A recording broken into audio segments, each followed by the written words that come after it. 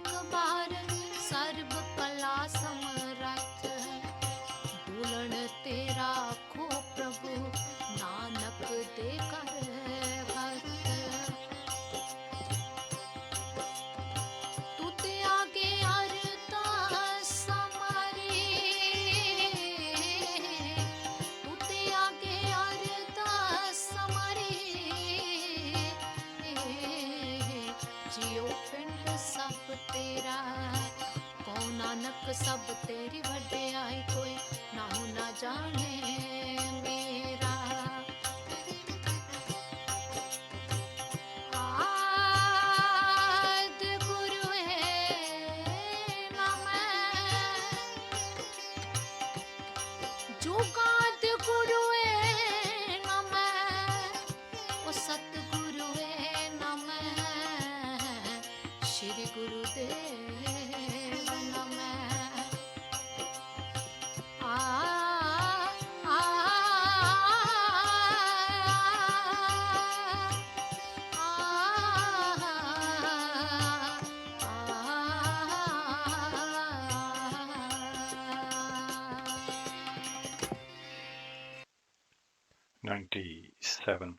FM ਤੇ ਆਪ ਜੀ ਸਰਵਨ ਕਰ ਰਹੇ ਹੋ ਕੋਹਿਨੂਰ ਰੇਡੀਓ ਤੇ ਇਸ ਵੇਲੇ ਆਪ ਜੀ ਦੀ ਸੇਵਾ ਦੇ ਵਿੱਚ ਹਾਜ਼ਰ ਹੈ ਸਰਬਜੀਤ ਸਿੰਘ।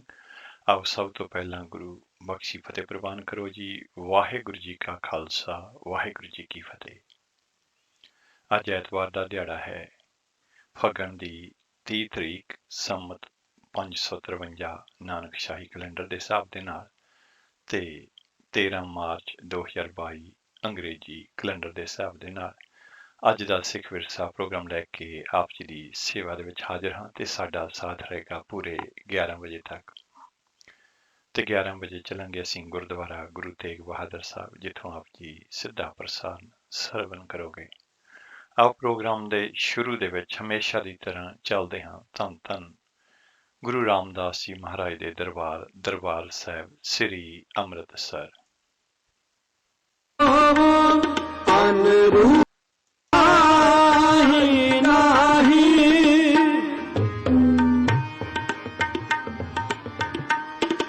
मन रूत नाही नाही मठ परम फूलो फूलो मठ परम फूलो फूलो देख फूल फूल फूल देख फूल फूल फूल देख फूल फूल फूल देख फूल फूल फूल देख फूल फूल फूल देख फूल फूल फूल देख फूल फूल फूल अहं त्याग त्यागे अहं त्याग त्यागे चरण कमल पागे तुम मिलो प्रभु सो पागे हर चेत मन मेरे देख फूल फूल फूल देख फूल फूल फूल देख फूल देख फूल फूल फूले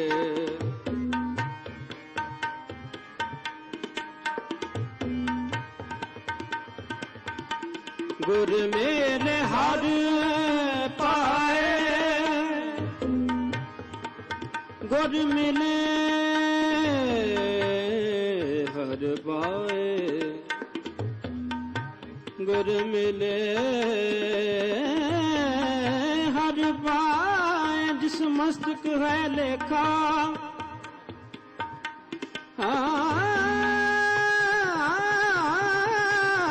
गुण कहे नानक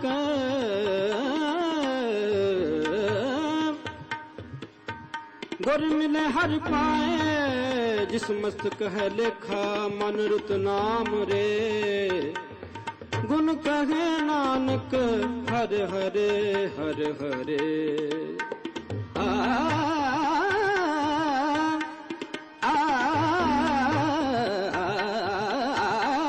गुर मेरे हर पाए गुर मेरे हर पाए हर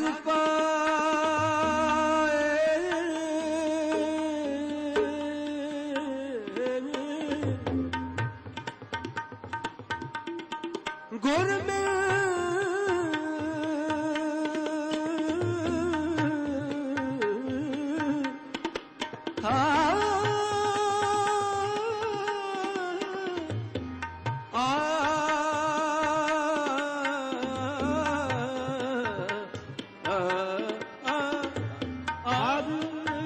पाए गुर मेरे हर पाए जिस मस्तक है लेखा जिस मस्तक है लेखा मन रोट नाम रे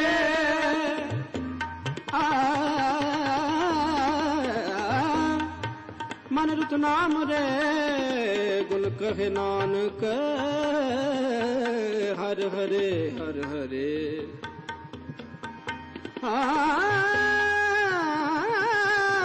गुण कहे नानक हर हरे गुर मेले हर पाए गुर मेले हर पाए जिस मस्तक है लेखा जिस मस्तक है लेखा मन रोट नाम रे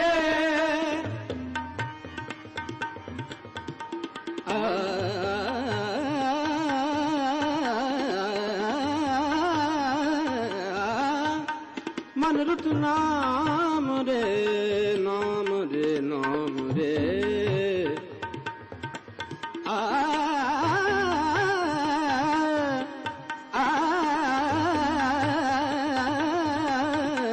मन रोत नाम रे मन रोत नाम गुण कहे नानक हर हर हर हर गुण कहे नानक हर हर हर हर देख फूल फूल फूल देख फूल फूल फूल देख फूल फूल फूल देख फूल फूल फूल अहं त्याग त्यागे अहं त्याग त्यागे चरण कमल पागे तुम मिल प्रभ सौभाग्य हर चेत मन मेरे देख फूल फूल फूल देख फूल फूल फूल देख फूल फूल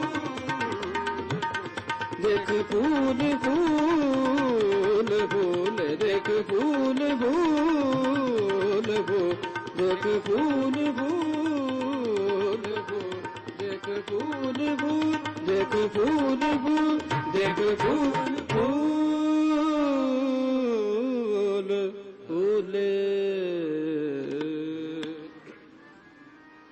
हर हर नाम जपते ਹੁਣੇ ਅਸੀਂ ਸੁਣ ਰਹੇ ਸੀ ਸਿੱਧਾ ਪ੍ਰਸਾਦ ਦਰਬਾਰ ਸਾਹਿਬ ਸ੍ਰੀ ਅੰਮ੍ਰਿਤਸਰ ਤੋਂ। ਤੇ ਆਓ ਚੱਲਦੇ ਹਾਂ ਧੰਨ ਧੰਨ ਗੁਰੂ ਗ੍ਰੰਥ ਸਾਹਿਬ ਜੀ ਮਹਾਰਾਜ ਵੱਲੋਂ ਬਖਸ਼ਿਸ਼ ਕੀਤੇ ਗਏ ਅੱਜ ਦੇ ਹੁਕਮਨਾਮੇ ਦੀ ਰਿਕਾਰਡਿੰਗ ਸਰਵਣ ਕਰਦੇ ਹਾਂ। ਸਤਨਾਮ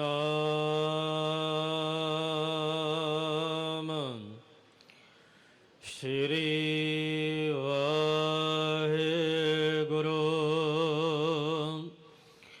ਸਾਹਿਬ ਜੀ।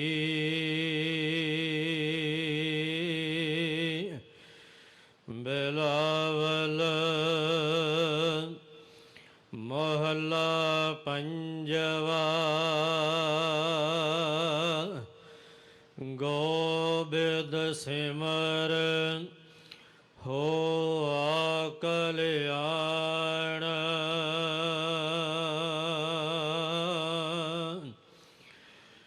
ਮਿਟਿਓ ਪਾਦ ਭਇਆ ਸੁਖ ਸਾਚਾ।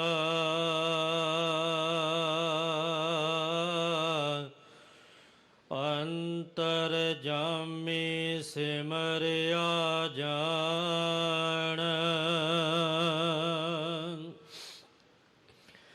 ਗੋਬਿੰਦ ਸਿਮਰ ਹੋਆ ਕਲਿਆਣ।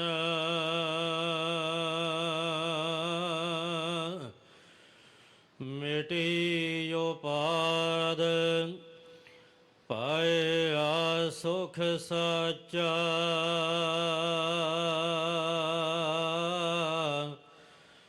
ਅੰਤਰ ਜਾਮੀ ਸਿਮਰਿਆ ਜਾਣ। ਰਹਾਉ ਜਿਸ ਕੇ ਜੀਅ ਤਿਨ ਕੀਏ ਸੁਖਾਲੇ। ਭਗਤ ਜਨਾ ਕਉ ਸਾਚਾ ਤਾਣ। ਦਾਸ ਆਪਣੇ ਕੀ ਆਪੇ ਰਾਖੀ।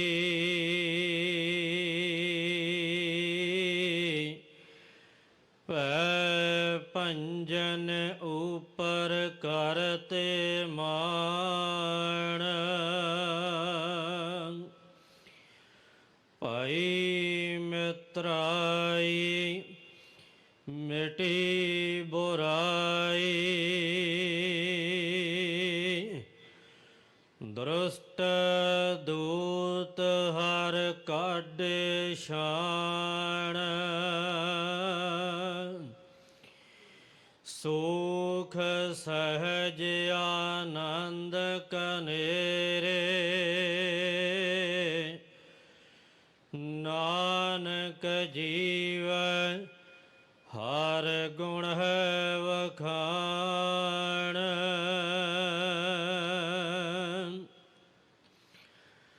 ਭਾਈ ਮਿਤਰਾਈ ਮਿਟੀ ਬੁਰਾਈ।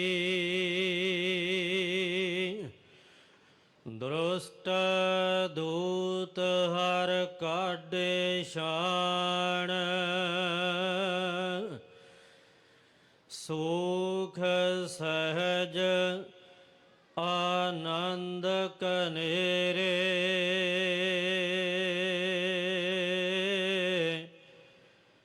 ਨਾਨਕ ਜੀਵੈ ਹਰ ਗੁਣ ਹੈ ਵਖਾਣ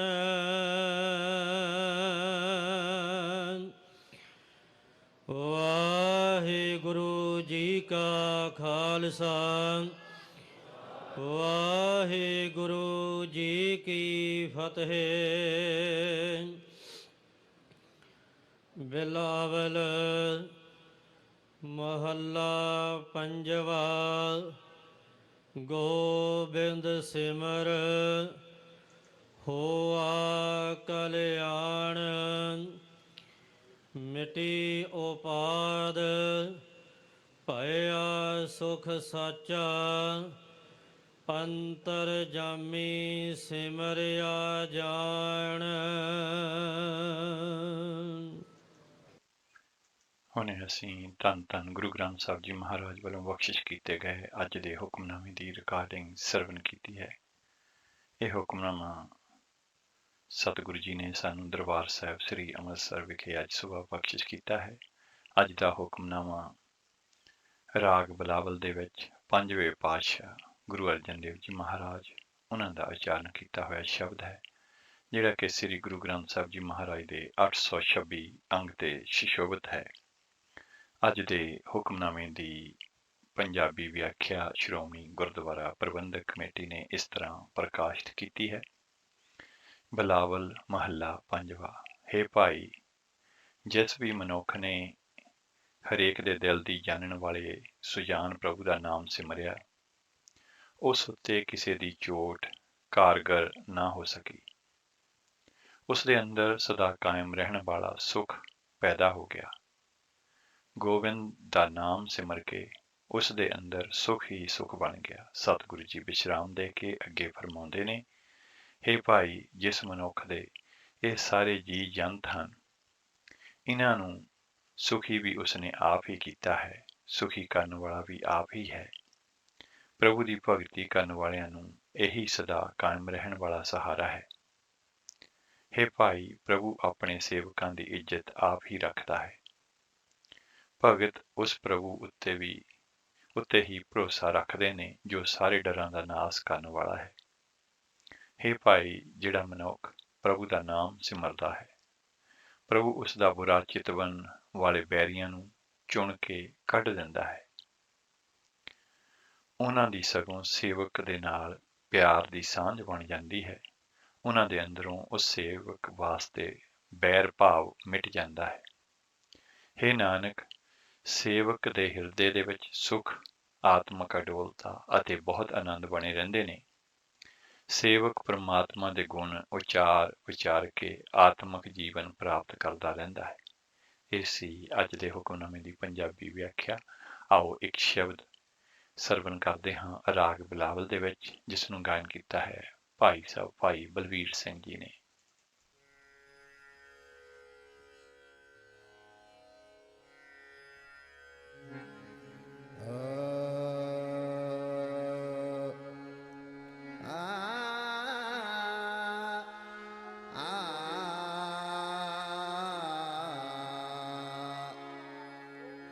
कवन संजोग मिलो प्रभ अपने, कवन संजोग मिलो प्रभ अपने,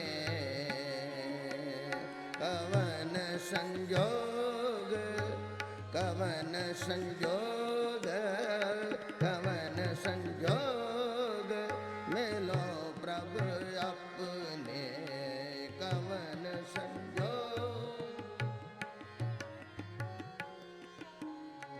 कवन संजोग मिलो प्रभ अपने, कवन संजोग मिलो प्रभ अपने।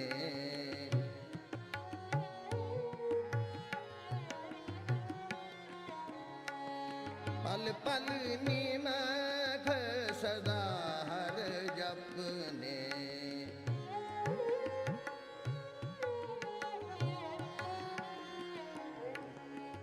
पल निमख सदा हर जपने।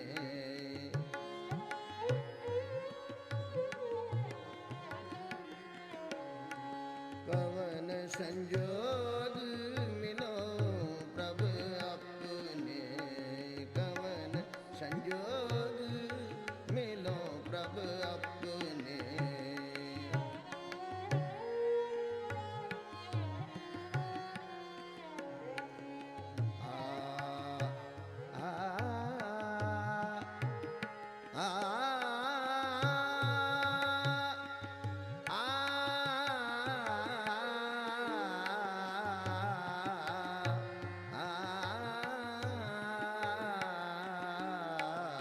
कवन संजोग मिलो प्रभु अपने, कवन संजोग। पल पल निमख सदा हर जपने।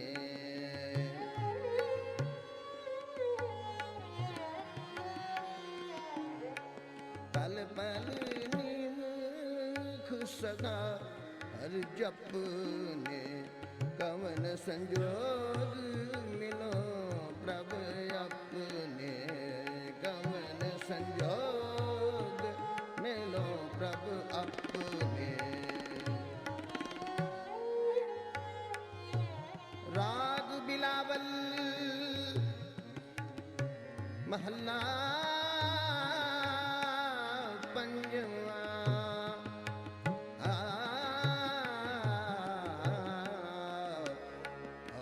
कवन संजोग मिलो प्रभु अपने, कवन संजोग मिलो प्रभु अपने, कवन संजोग मिलो प्रभु अपने, कवन संजोग मिलो प्रभु अपने।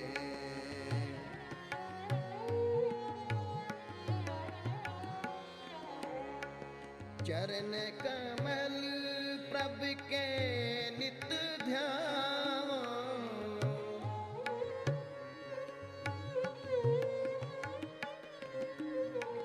चरण कमल प्रभु के नित ध्यान।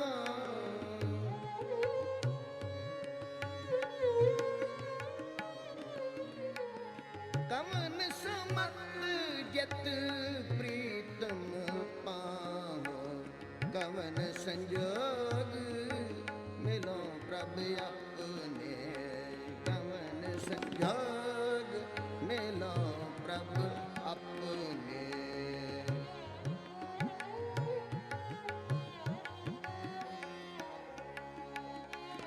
बिलावल महला पंजवा। कवन संजोग मिलो प्रभु अपने, पल पल निमक सदा हर जपने। रहाओ चरण कमल प्रभु के नित ध्यान।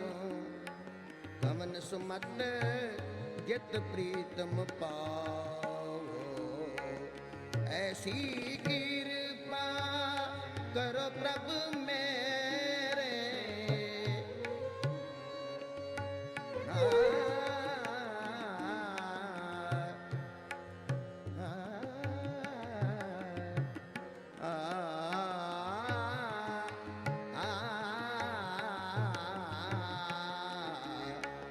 ऐसी कृपा करो प्रभु मेरे।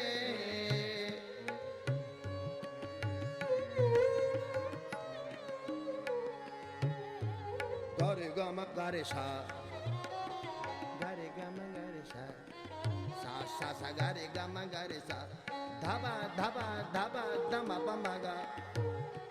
गरे गम धबा दम बम गा मरे सा सा। कवन संजोग पा पा पा नि दा नि सा सा सा सा सा। पा नि दा नि सा सा रे रे ला रे नि दा धबा धबा धबा धबा मगा गम धबा मगा मरे सा। ऐसी कृपा करो प्रभु मेरे, ऐसी कृपा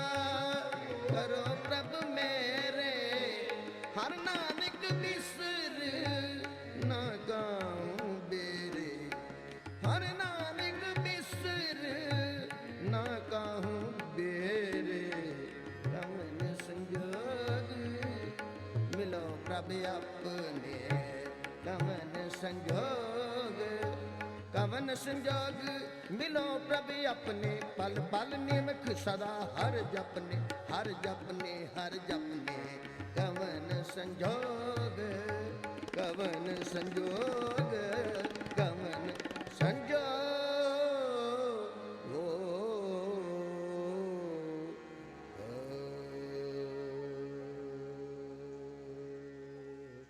ਹਾਂਜੀ, ਇਹ ਸਨ ਭਾਈ ਸਾਹਿਬ ਭਾਈ ਬਲਵੀਰ ਸਿੰਘ ਜੀ, ਜਿਨ੍ਹਾਂ ਦੀ ਆਵਾਜ਼ ਦੇ ਵਿੱਚ ਅਸੀਂ ਰਾਗ ਸਾਰੰਗ ਦੇ ਮਾਫ ਕਰਨਾ ਰਾਗ ਬਿਲਾਵਲ ਦੇ ਵਿੱਚ ਇਹ ਸ਼ਬਦ ਸਰਵਣ ਕੀਤਾ ਹੈ।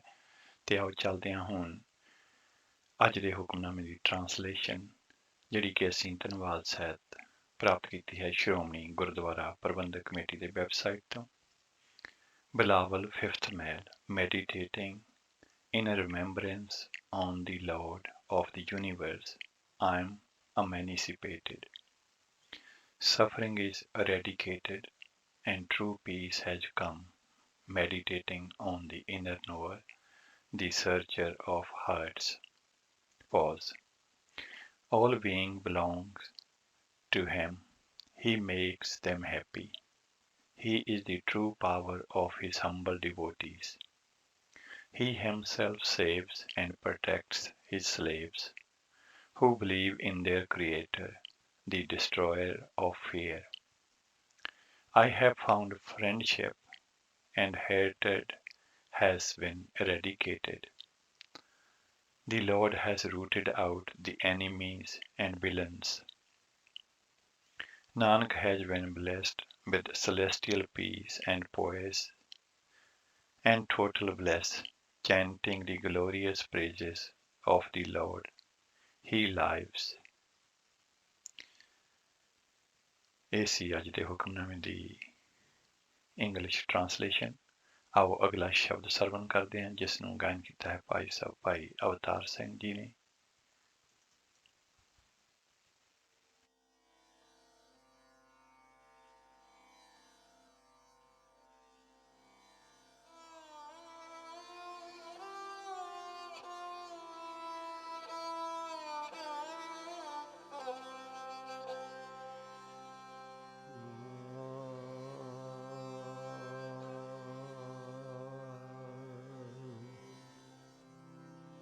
ਤੂੰ ਮੇਰੇ ਪ੍ਰਾਣ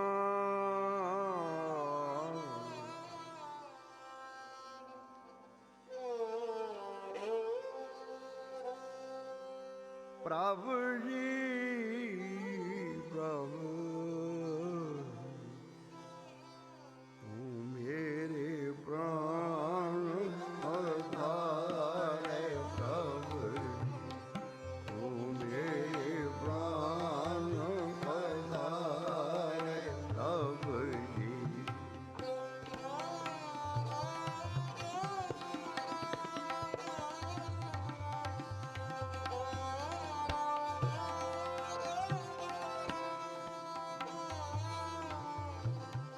ਤੂੰ ਮੇਰੇ ਪ੍ਰਾਣ ਆਧਾਰੇ ਪ੍ਰਭ ਜੀ ਤੂੰ ਮੇਰੇ ਪ੍ਰਾਣ ਆਧਾਰੇ ਪ੍ਰਭ ਜੀ ਨਾਮ ਸਰਕਾਰ ਲੋ ਰਵੰਦਨਾ ਨਾਮ ਸਰਕਾਰ ਲੋ ਰਵੰਦਨਾ ਅਨਕ ਬਾਰਿਓਂ ਮਾਰੇ ਪ੍ਰਭ ਜੀ ਅਨਕ ਬਾਰਿਓਂ ਮਾਰੇ ਪ੍ਰਭ ਜੀ ਤੂੰ ਮੇਰੇ ਪ੍ਰਾਣ ਆਧਾਰੇ ਪ੍ਰਭ ਜੀ ਤੂੰ ਮੇਰੇ ਪ੍ਰਾਣ ਆਧਾਰੇ ਪ੍ਰਭ ਜੀ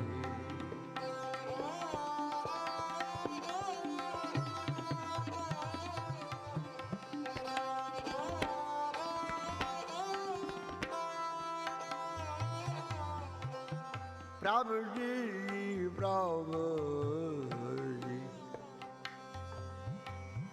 ਤੂੰ ਮੇਰੇ ਪ੍ਰਾਣ ਆਧਾਰੇ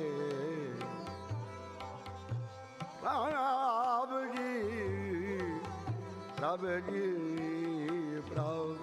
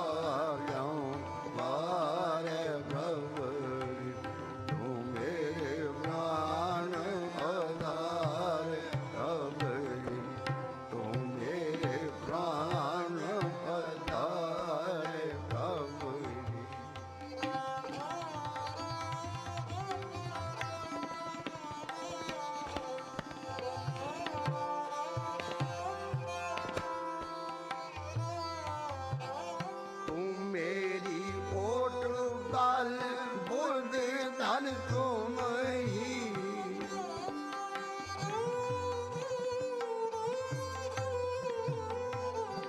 मेरी ओट मेरी ओट मेरी ओट तू मेरी ओट ओट तू मेरी ओट बाल बुध धन तुम ही मेरी मेरी ओट मेरी ओट मेरी ओट मेरी ओट तू मेरी ओट ओट तू मेरी ओट बाल बुध धन तुम ही तुम है मेरे परिवार प्रभु जी तुम है मेरे परिवार प्रभु जी जो तुम करो सोई फल हमारा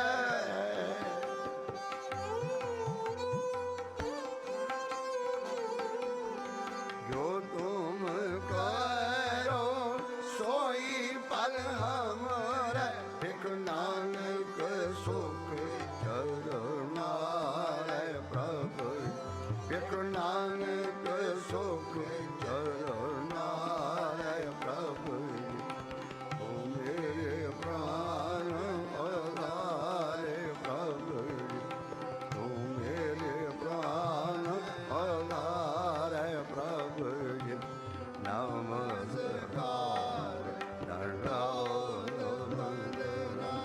नमस्कार दंडवत अनक बार्यं बारे प्रभु अनक बार्यं बारे प्रभु तू मेरे प्राण आधार प्रभु तू मेरे प्राण आधार प्राण आधार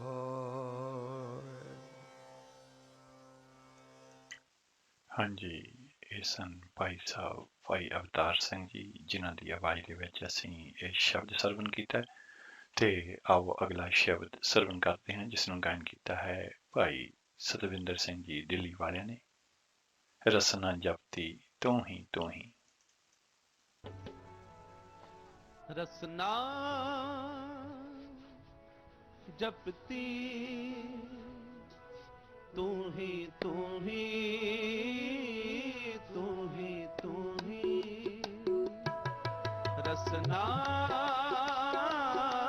ਜਪਤੀ ਤੂੰ ਹੀ ਤੂੰ ਹੀ ਤੂੰ ਹੀ ਤੂੰ ਹੀ ਤੂੰ ਹੀ ਤੂੰ ਹੀ ਤੂੰ ਹੀ ਤੂੰ ਹੀ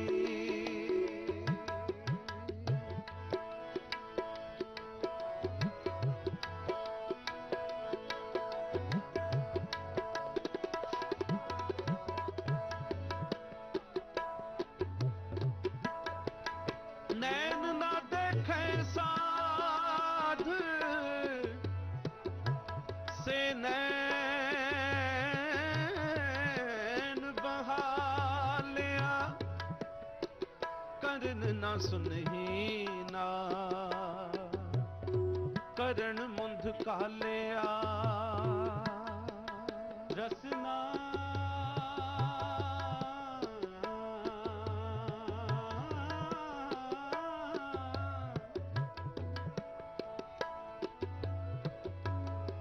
रसना जपै नाम दिल दिल कर कटिए हर जब बिसरे गोबिंद राय दिनों दिन कटिए रसना जपती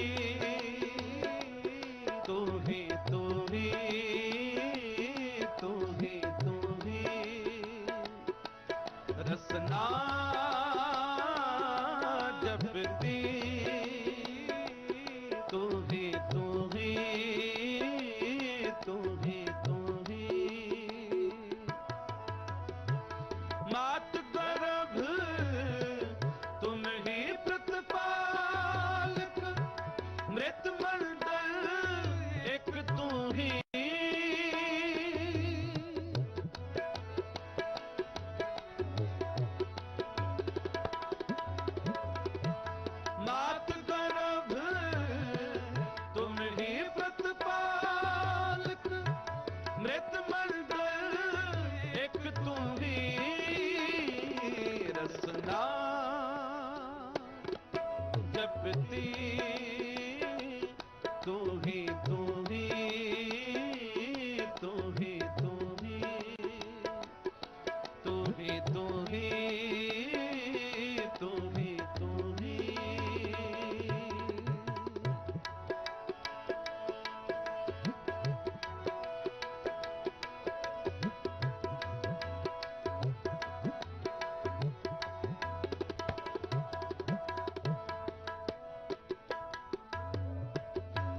तुम है पिता तुम ही खुद माता तुम है मीत हित प्राता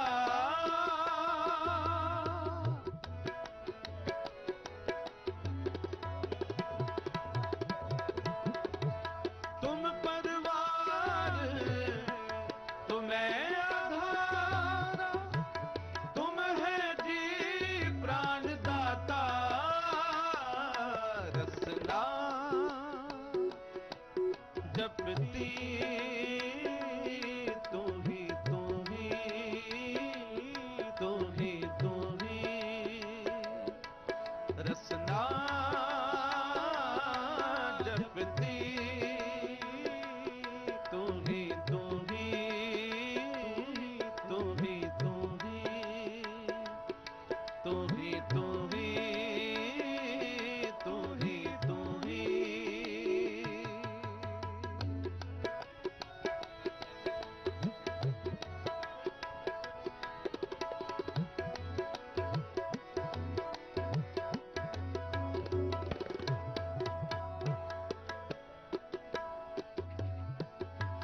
तुम्हें खजीना तुम्हें जरीना तुम ही मानिक लाला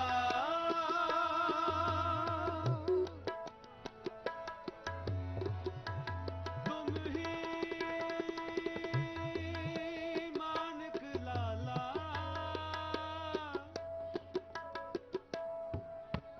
मानिक लाला मानिक लाला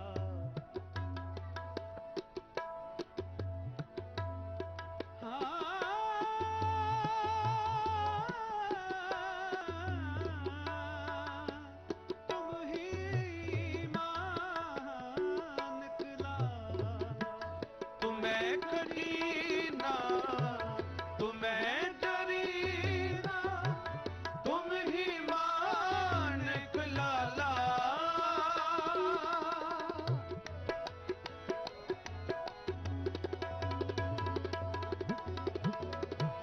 तुम्हें पार जा पुरते पाए तो नानक भये निहाला रसना जपती तू ही तू ही तू ही तू ही रसना जपती तू ही तू ही तू ही तू ही मात गर्भ तुम ही प्रतिपालक मृत मंडल एक तू ही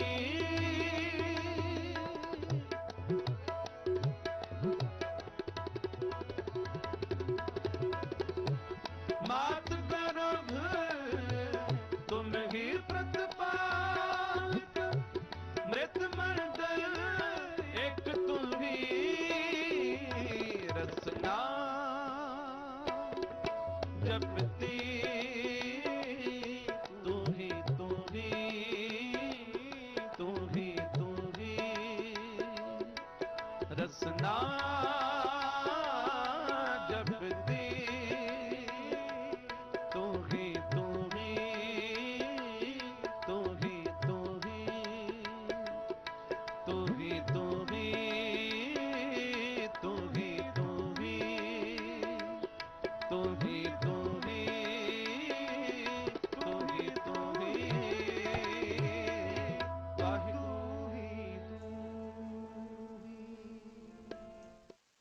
ਹਾਂਜੀ, ਇਹ ਸਨ ਭਾਈ ਸਤਵਿੰਦਰ ਸਿੰਘ ਜੀ ਦਿੱਲੀ ਵਾਲੇ ਤੇ ਉਹਨਾਂ ਦਾ ਜਥਾ, ਜਿਨ੍ਹਾਂ ਦੀ ਆਵਾਜ਼ ਦੇ ਵਿੱਚ ਅਸੀਂ ਇਹ ਸ਼ਬਦ ਸਰਵਣ ਕੀਤਾ ਹੈ। ਤੇ ਅਸੀਂ ਆਪਣੀਆਂ ਜਿਹੜੀਆਂ ਲੜੀਵਾਰ ਵਿਚਾਰਾਂ ਨੇ, ਪਿਛਲੇ ਪ੍ਰੋਗਰਾਮ ਦੇ ਵਿੱਚ ਅਸੀਂ ਸੇਵਾ ਦੇ ਬਾਰੇ ਕੁਝ ਕੁ ਵਿਚਾਰਾਂ ਜਿਹੜੀਆਂ ਨੇ ਆਪ ਜੀ ਦੇ ਨਾਲ ਸਾਂਝੀਆਂ ਕੀਤੀਆਂ ਸਨ ਕਿ ਕਿਵੇਂ ਸੇਵਾ ਜਿਹੜੀ ਹੈ ਧਨ ਦੀ ਸੇਵਾ ਹੁੰਦੀ ਹੈ, ਤੇ ਇਸੇ ਤਰ੍ਹਾਂ ਤਨ ਭਾਵ ਸਰੀਰ ਦੀ ਸੇਵਾ, ਤੇ ਇਸੇ ਤਰ੍ਹਾਂ ਮਨ ਦੀ ਸੇਵਾ ਹੈ। ਤੇ ਇਸ ਤੋਂ ਅੱਗੇ ਅੱਜ ਦਾ ਜਿਹੜਾ ਲੇਖ ਹੈ ਉਹ ਹੈ ਕਿਰਤ ਬਾਰੇ। ਤੇ ਆਓ ਇੱਕ ਸ਼ਬਦ ਸਰਵਣ ਕਰਦੇ ਹਾਂ ਤੇ ਉਸ ਤੋਂ ਬਾਅਦ ਜਿਹੜਾ ਹੈ ਅੱਜ ਦੀਆਂ ਜਿਹੜੀਆਂ ਵਿਚਾਰਾਂ ਨੇ ਲੜੀਵਾਰ ਉਹ ਅਸੀਂ ਸ਼ੁਰੂ ਕਰਾਂਗੇ। ਤੇ ਆਓ ਅਗਲਾ ਇਹ ਸ਼ਬਦ ਸਰਵਣ ਕਰਦੇ ਹਾਂ। ਘਾਲ ਖਾਏ ਕਿਛ ਹੱਥੋਂ ਦੇ। ਕਾਲ ਖਾਏ ਕਿਛ ਹੱਥੋਂ ਦੇ, ਕਾਲ ਖਾਏ ਕਿਛ ਹੱਥੋਂ ਦੇ, ਨਾਨਕ ਰਾਹ ਪਛਾਣੈ ਸੇ, ਨਾਨਕ ਰਾਹ ਪਛਾਣੈ ਸੇ। ਕਾਲ ਖਾਏ ਹੱਥੋਂ ਦੇ, ਕਾਲ ਖਾਏ ਕਿਛ ਹੱਥੋਂ ਦੇ, ਨਾਨਕ ਰਾਹ ਪਛਾਣੈ ਸੇ, ਨਾਨਕ ਰਾਹ ਪਛਾਣੈ ਸੇ।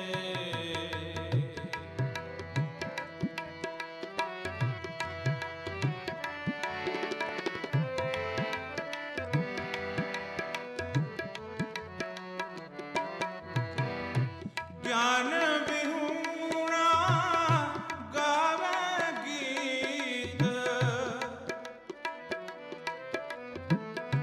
ਗਿਆਨ ਵਿਹੂਣਾ ਗਾਵੇ ਗੀਤ, ਭੁੱਖੇ ਮੁੱਲਾਂ ਘਰੇ ਮਸੀਤ, ਭੁੱਖੇ ਮੁੱਲਾਂ ਘਰੇ ਮਸੀਤ, ਘਰੇ ਮਸੀਤ।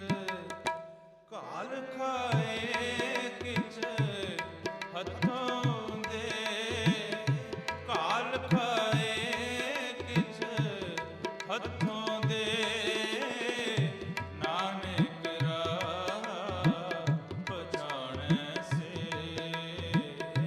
ਨਾਨਕ ਰਾਹ ਪਛਾਣੈ ਸੇ। ਕਾਲ ਖਾਏ ਕਿਛ ਹੱਥੋਂ ਦੇ, ਕਾਲ ਖਾਏ ਕਿਛ ਹੱਥੋਂ ਦੇ, ਨਾਨਕ ਰਾਹ ਪਛਾਣੈ ਸੇ, ਨਾਨਕ ਰਾਹ ਪਛਾਣੈ ਸੇ।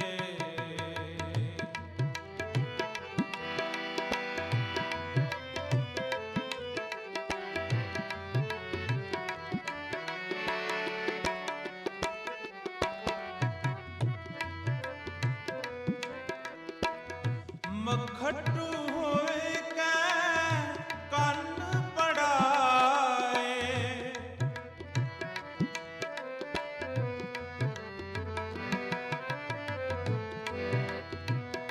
ਮਖਟੂ ਹੋਏ ਕੈ ਕੰਨ ਪੜਾਏ, ਫਕਰ ਕਰੇ ਹੋਰ ਜਾਤ ਗਵਾਏ, ਫਕਰ ਕਰੇ ਹੋਰ ਜਾਤ ਗਵਾਏ, ਹੋਰ ਜਾਤ ਗਵਾਏ। ਕਾਲ ਖਾਏ ਕਿਛ ਹੱਥੋਂ ਦੇ, ਕਾਲ ਖਾਏ ਕਿਛ ਹੱਥੋਂ ਦੇ,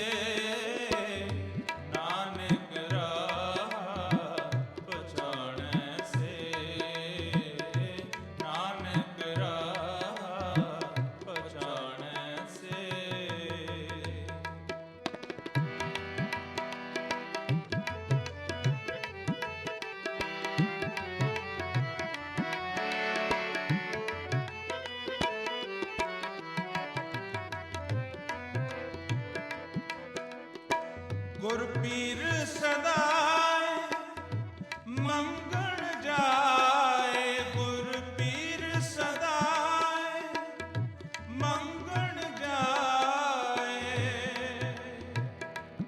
ਗੁਰ ਪੀਰ ਸਦਾਏ ਮੰਗਣ ਜਾਏ, ਮੰਗਣ ਜਾਏ, ਮੰਗਣ ਜਾਏ ਜਾਏ, ਗੁਰ ਪੀਰ ਸਦਾਏ ਮੰਗਣ ਜਾਏ, ਮੰਗਣ ਜਾਏ, ਮੰਗਣ ਜਾਏ, ਗੁਰ ਪੀਰ ਸਦਾਏ। ਗੁਰ ਪੀਰ ਸਦਾਏ ਮੰਗਣ ਜਾਏ, ਤਾਂ ਕੈ ਮੂਲ ਨਾ ਲੱਗੀਐ ਪਾਏ, ਤਾਂ ਕੈ ਮੂਲ ਨਾ ਲੱਗੀਐ ਪਾਏ, ਤਾਂ ਕੈ ਮੂਲ ਨਾ ਲੱਗੀਐ ਪਾਏ, ਗੁਰ ਪੀਰ ਸਦਾਏ ਮੰਗਣ ਜਾਏ, ਗੁਰ ਪੀਰ ਸਦਾਏ ਮੰਗਣ ਜਾਏ, ਤਾਂ ਕੈ ਮੂਲ ਨਾ ਲੱਗੀਐ ਪਾਏ, ਤਾਂ ਕੈ ਮੂਲ ਨਾ ਲੱਗੀਐ ਪਾਏ, ਨਾ ਲੱਗੀਐ ਪਾਏ, ਕਾਲ ਖਾਏ ਕਿਛ ਹੱਥੋਂ ਦੇ,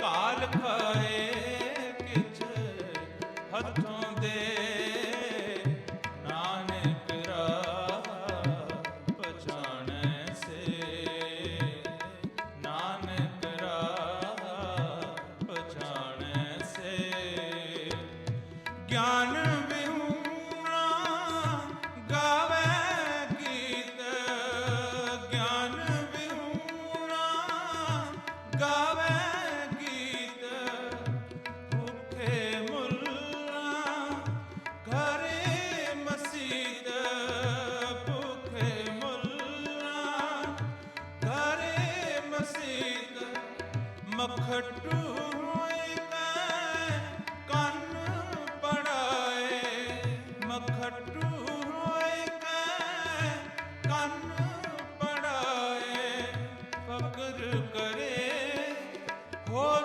ਜਾਤ ਗਵਾਏ, ਫਕਰ ਕਰੇ ਹੋਰ ਜਾਤ ਗਵਾਏ, ਗੁਰ ਪੀਰ ਸਦਾਏ ਮੰਗਣ ਜਾਏ, ਗੁਰ ਪੀਰ ਸਦਾਏ ਮੰਗਣ ਜਾਏ, ਤਾਂ ਕੈ ਮੂਲ ਨਾ ਲੱਗੀਐ ਪਾਏ, ਤਾਂ ਕੈ ਮੂਲ ਨਾ ਲੱਗੀਐ ਪਾਏ, ਨਾ ਲੱਗੀਐ ਪਾਏ, ਕਾਲ ਖਾਏ ਕਿਛ ਹੱਥੋਂ ਦੇ, ਕਾਲ ਖਾਏ ਕਿਛ ਹੱਥੋਂ ਦੇ, ਨਾਨਕ ਰਾਹ ਪਛਾਣੈ ਸੇ, ਨਾਨਕ ਰਾਹ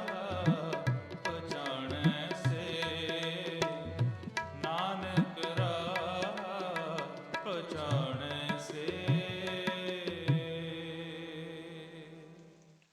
ਹਾਂਜੀ, ਇਹ ਸਨ ਭਾਈ ਨਿਰੰਜਨ ਸਿੰਘ ਜੀ ਜਵਾਦੀ ਕਲਾ ਵਾਲੇ। ਉਹਨਾਂ ਦੀ ਆਵਾਜ਼ ਦੇ ਵਿੱਚ ਅਸੀਂ ਇਹ ਸ਼ਬਦ ਸਰਵਣ ਕੀਤਾ ਹੈ ਤੇ ਆਪ ਜੀ ਸੁਣ ਰਹੇ ਹੋ ਕੋਹਿਨੂਰ ਰੇਡੀਓ 97.3 FM ਤੇ ਆਓ ਚੱਲਦੇ ਹਾਂ, ਅੱਜ ਦੀਆਂ ਵਿਚਾਰਾਂ ਨੂੰ ਸ਼ੁਰੂ ਕਰਦੇ ਹਾਂ, ਜਿਨ੍ਹਾਂ ਦਾ ਸਿੱਖ ਸਿਧਾਂਤ। ਇਸ ਕਿਤਾਬ ਦੇ ਵਿੱਚ ਬਾਬਾ ਇਕਬਾਲ ਸਿੰਘ ਜੀ ਗੁਰਦੁਆਰਾ ਬੜੂ ਸਾਹਿਬ ਵਾਲਿਆਂ ਨੇ ਇਹਦਾ ਸ਼ੀਰਸ਼ਕ ਦਿੱਤਾ ਹੈ, ਜਿਹੜੇ 3 ਖਾਸ ਸਿੱਖੀ ਦੇ ਵਿੱਚ ਹਨ, ਜਿਹੜੇ ਕਿਰਤ ਕਰਨੀ, ਵੰਡ ਛਕਣਾ ਤੇ ਨਾਮ ਜਪਣਾ। ਪਹਿਲਾ ਉਹ ਲਿਖਦੇ ਨੇ ਕਿਰਤ ਕਰਨੀ। ਸਿੱਖ ਨੂੰ ਹੁਕਮ ਹੈ ਕਿ ਉਸਨੇ 10 ਨੋਹਾਂ ਅਥਵਾ ਧਰਮ ਦੀ ਕਿਰਤ ਕਰਕੇ ਕਰਨੀ ਹੈ, ਪ੍ਰਭੂ ਨੂੰ ਹਾਜ਼ਰ ਨਾਜ਼ਰ ਸਮਝ ਕੇ ਉਤਸ਼ਾਹ ਤੇ ਇਮਾਨਦਾਰੀ ਦੇ ਨਾਲ ਦੁਨਿਆਵੀ ਕਾਰੋਬਾਰ ਗੁਰੂ ਦਾ ਸਮਝ ਕਰਕੇ ਕਰਨਾ ਹੈ। ਹੱਥੋਂ ਮਾਇਕ ਸੇਵਾ ਕਰਕੇ ਭਲਾ ਮਨਾਉਣਾ ਹੈ। ਜਿਵੇਂ ਕਿ ਅਸੀਂ ਇਹ ਹੁਣੇ ਜਿਹੜਾ ਹੈ ਸ਼ਬਦ ਸਰਵਣ ਕੀਤਾ ਹੈ ਭਾਈ ਗੁਰਦਾਸ ਜੀ, ਉਹਨਾਂ ਦੀ ਬਾਰ 6ਵੀਂ ਪੌੜੀ 12ਵੀਂ, ਕਿਰਤ ਬਿਰਤ ਕਰ ਧਰਮ ਦੀ ਹੱਥੋਂ ਦੇਖ ਕੇ ਭਲਾ ਮਨਾਵੇ। ਤੇ ਭਗਤ ਨਾਮਦੇਵ ਜੀ ਭਗਤ ਤਰਲੋਚਨ ਜੀ ਨੂੰ ਕਹਿ ਰਹੇ ਨੇ ਕਿ ਦੁਨੀਆ ਦਾ ਕੰਮ ਕਾਜ ਕਰਦਿਆਂ ਹੋਇਆਂ ਰਸਨਾ ਦੇ ਨਾਲ ਪ੍ਰਭੂ ਦਾ ਸਿਮਰਨ ਕਰਕੇ ਸੁਰਤ ਪ੍ਰਭੂ ਦੇ ਨਾਮ ਦੇ ਨਾਲ ਜੋੜਨੀ ਹੈ। ਨਾਮਾ ਕਹੈ ਤਲੋਚਨਾ ਮੁਖ ਤੇ ਰਾਮ ਸੰਭਾਲ, ਹਾਥ ਪਾਉ ਕਰ ਕਾਮ ਸਭ ਚੀਤ ਨਿਰੰਜਨ ਨਾਲ। ਸ੍ਰੀ ਗੁਰੂ ਗ੍ਰੰਥ ਸਾਹਿਬ ਮਹਾਰਾਜ ਅੰਗ 1376। ਸਿੱਖ ਹੱਥਾਂ ਪੈਰਾਂ ਦੇ ਨਾਲ ਆਪਣੀ ਕਾਰ ਕਰੇ ਤੇ ਸੁਰਤ ਦੇ ਵਿੱਚ ਪ੍ਰਭੂ ਦਾ ਸਿਮਰਨ ਕਰੇ। ਕਿਰਤ ਕਰਦਿਆਂ ਹੋਇਆਂ ਉਹ ਬੇਈਮਾਨੀ ਕਰਕੇ ਕਿਸੇ ਦਾ ਹੱਕ ਨਾ ਮਾਰੇ। ਪਰਾਇਆ ਹੱਕ ਹਿੰਦੂ ਲਈ ਗਊ ਤੇ ਮੁਸਲਮਾਨ ਲਈ ਸੂਰ ਖਾਣ ਦੇ ਬਰਾਬਰ ਹੈ। ਦੂਸਰੇ ਦਾ ਹੱਕ ਮਾਰਨਾ ਅਥਵਾ ਉਸ ਦੀ ਕਮਾਈ ਅਤੇ ਪਦਾਰਥਾਂ ਨੂੰ ਖੋਹ ਲੈਣਾ ਉਸੇ ਤਰ੍ਹਾਂ ਹੈ ਜਿਸ ਤਰ੍ਹਾਂ ਕਿ ਮੁਸਲਮਾਨਾਂ ਲਈ ਸੂਰ ਦਾ ਮਾਸ ਤੇ ਹਿੰਦੂਆਂ ਲਈ ਗਊ ਦਾ ਮਾਸ ਖਾਣਾ। ਇਸੇ ਤਰ੍ਹਾਂ ਕਿਸੇ ਜੀਵ ਨੂੰ ਮਾਰ ਕੇ ਉਸ ਦਾ ਜੀਣ ਦਾ ਹੱਕ ਖੋਹਣਾ ਵੀ ਪਰਾਇਆ ਹੱਕ ਮਾਰਨਾ ਹੈ। ਪ੍ਰਭੂ ਦੀ ਦਰਗਾਹ ਦੇ ਵਿੱਚ ਅਜਿਹੇ ਮੁਰਦਾਰ ਖਾਣ ਵਾਲੇ ਮਨੁੱਖ ਦੀ ਗੁਰੂ ਜਾਂ ਪੀਰ ਵੀ ਹਾਮੀ ਨਹੀਂ ਭਰਦਾ। ਸ੍ਰੀ ਗੁਰੂ ਗ੍ਰੰਥ ਸਾਹਿਬ ਜੀ ਮਹਾਰਾਜ ਦੇ 141 ਅੰਗ ਤੇ ਸਤਿਗੁਰੂ ਜੀ ਫਰਮਾਉਂਦੇ ਨੇ, ਹੱਕ ਪਰਾਇਆ ਨਾਨਕਾ ਉਸ ਸੂਅਰ ਉਸ ਗਾਏ, ਗੁਰ ਪੀਰ ਹਮਾਂ ਤਾਂ ਭਰੇ ਜਾਂ ਮਰਦਾਰ ਨਾ ਖਾਏ। ਇਸੇ ਤਰ੍ਹਾਂ ਦੁਨਿਆਵੀ ਕਮਾਈ ਧਰਮ ਦੀ ਕਮਾਈ ਸਮਝੀ ਜਾਂਦੀ ਹੈ। ਇਸ ਤਰ੍ਹਾਂ ਦੀ ਜਿਹੜੀ ਦੁਨਿਆਵੀ ਕਮਾਈ ਕਰਦਾ ਹੈ ਜਿਹਦੇ ਵਿੱਚ ਕਿਸੇ ਦਾ ਹੱਕ ਨਹੀਂ ਮਾਰਨਾ, ਉਹ ਧਰਮ ਦੀ ਕਮਾਈ ਸਮਝੀ ਜਾਂਦੀ ਹੈ ਤੇ ਉਸ ਦੇ ਵਿੱਚ ਬਰਕਤ ਪੈਂਦੀ ਹੈ। ਵੰਡ ਛਕਣਾ ਅਥਵਾ ਦਸਵੰਧ ਕੱਢਣਾ। ਗੁਰਮਤਿ ਮਾਰਗ ਤੇ ਚੱਲਣ ਲਈ ਹਰ ਸਿੱਖ ਆਪਣੀ ਕਮਾਈ ਦੇ ਵਿੱਚੋਂ ਘੱਟੋ ਘੱਟ 10ਵਾਂ ਹਿੱਸਾ ਗੁਰੂ ਮਹਾਰਾਜ ਦੇ ਆਸ਼ੇ ਅਨੁਸਾਰ ਚਲਾਏ ਹੋਏ ਗੁਰਮਤਿ ਮਾਰਗ ਤੇ ਪਰਉਪਕਾਰੀ ਕਾਰਜਾਂ ਦੀ ਸੇਵਾ ਦੇ ਵਿੱਚ ਲਾਵੇ। ਭਾਵ ਜੋ ਉਸ ਕੋਲ ਮਾਇਆ ਹੈ ਤੇ ਹੋਰ ਸਮੱਗਰੀ ਹੈ ਉਹ ਪਰਮਾਤਮਾ ਦੀ ਬਖਸ਼ੀ ਹੋਈ ਹੈ, ਉਸ ਦੀ ਨਹੀਂ। ਉਸ ਦੇ ਵਿੱਚੋਂ ਗੁਰੂ ਦਾ ਹੁਕਮ ਮੰਨ ਕੇ ਘੱਟੋ ਘੱਟ ਦਸਵੰਧ ਨਿੱਜੀ ਆਮਦਨ ਦਾ 10ਵਾਂ ਹਿੱਸਾ ਗੁਰੂ ਦੇ ਲੇਖੇ ਲਾਵੇ। ਭਾਈ ਨੰਦ ਲਾਲ ਜੀ ਵੀ ਦਸਵੰਧ ਬਾਰੇ ਫਰਮਾਉਂਦੇ ਨੇ ਕਿ ਜਿਹੜਾ ਸਿੱਖ ਦਸਾਂ ਨੌਹਾਂ ਦੀ ਕਿਰਤ ਅਥਵਾ ਧਰਮ ਦੀ ਕਮਾਈ ਕਰਕੇ ਦਸਵੰਧ ਕੱਢਦਾ ਹੈ, ਉਹੀ ਸਿੱਖ ਪ੍ਰਭੂ ਦੀ ਬਖਸ਼ਿਸ਼ ਦਾ ਪਾਤਰ ਬਣ ਕੇ ਜੱਗ ਦੇ ਵਿੱਚ ਜਸ ਖੱਟਦਾ ਹੈ। ਭਾਈ ਨੰਦ ਲਾਲ ਜੀ ਫਰਮਾਉਂਦੇ ਨੇ, 10 ਨਖ ਕਰ ਜੋ ਕਾਰ ਕਮਾਵੇ, ਤਾਂ ਕਰ ਜੋ ਧਨ ਘਰ ਮੈਂ ਆਵੇ। ਤਿਸ ਤੇ ਗੁਰ ਦਸੋਂਦ ਜੋ ਦੇਈ, ਸਿੰਘ ਸਜਸ ਬਹੁ ਜਗ ਮਹਿ ਲਈ। ਆਮ ਲੋਕ ਜਦੋਂ ਮਾਇਕ ਸੇਵਾ ਕਰਦੇ ਨੇ ਤਾਂ ਉਸ ਵਿੱਚ ਹਉਮੈ ਅਤੇ ਆਪਣੀ ਤਾਰੀਫ ਦਾ ਸੂਖਸ਼ਮ ਅੰਸ਼ ਹੁੰਦਾ ਹੈ ਜੋ ਪ੍ਰਭੂ ਨੂੰ ਨਹੀਂ ਪਾਉਂਦਾ। ਬਹੁਤ ਥੋੜੇ ਲੋਕ ਨੇ ਅਜਿਹੇ ਨੇ ਜਿਹੜੇ ਆਪਣੇ ਆਪ ਨੂੰ ਮਿਟਾ ਕੇ ਆਪਣੀ ਦੌਲਤ ਨੂੰ ਪ੍ਰਭੂ ਦੀ ਦਾਤ ਸਮਝ ਕੇ ਗੁਰਮਤਿ ਅਨੁਸਾਰ ਸਰਬੱਤ ਦੇ ਭਲੇ ਵਾਸਤੇ ਮਨੁੱਖਾ ਜਨਮ ਸਫਲਾ ਕਰਨ ਲਈ ਲਾਉਂਦੇ ਨੇ। ਦਸਵੰਧ ਕੱਢਣ ਦੇ ਨਾਲ ਸਿੱਖ ਗੁਰੂ ਦਾ ਹੁਕਮ ਮੰਨਦਾ ਹੈ ਅਤੇ ਉਸ ਨੂੰ ਗੁਰਮਤਿ ਅਥਵਾ ਆਤਮ ਮਾਰਗ ਦੀ ਸੋਝੀ ਪੈਂਦੀ ਹੈ। ਸੱਚ ਦੇ ਮਾਰਗ ਤੇ ਚੱਲਣ ਲਈ ਮਨੁੱਖ ਨੂੰ ਧਰਮ ਦੇ ਕਾਰਜਾਂ ਲਈ ਗੁਰੂ ਦੀ ਬਖਸ਼ੀ ਹੋਈ ਮਾਇਆ ਦੇ ਵਿੱਚੋਂ ਘੱਟੋ ਘੱਟ 10ਵਾਂ ਹਿੱਸਾ ਗੁਰੂ ਨੂੰ ਅਰਪਣ ਕਰਨਾ ਚਾਹੀਦਾ ਹੈ। ਘਾਲ ਖਾਏ ਕਿਛ ਹੱਥੋਂ ਦੇ, ਨਾਨਕ ਰਾਹ ਪਛਾਣੇ ਸੇ।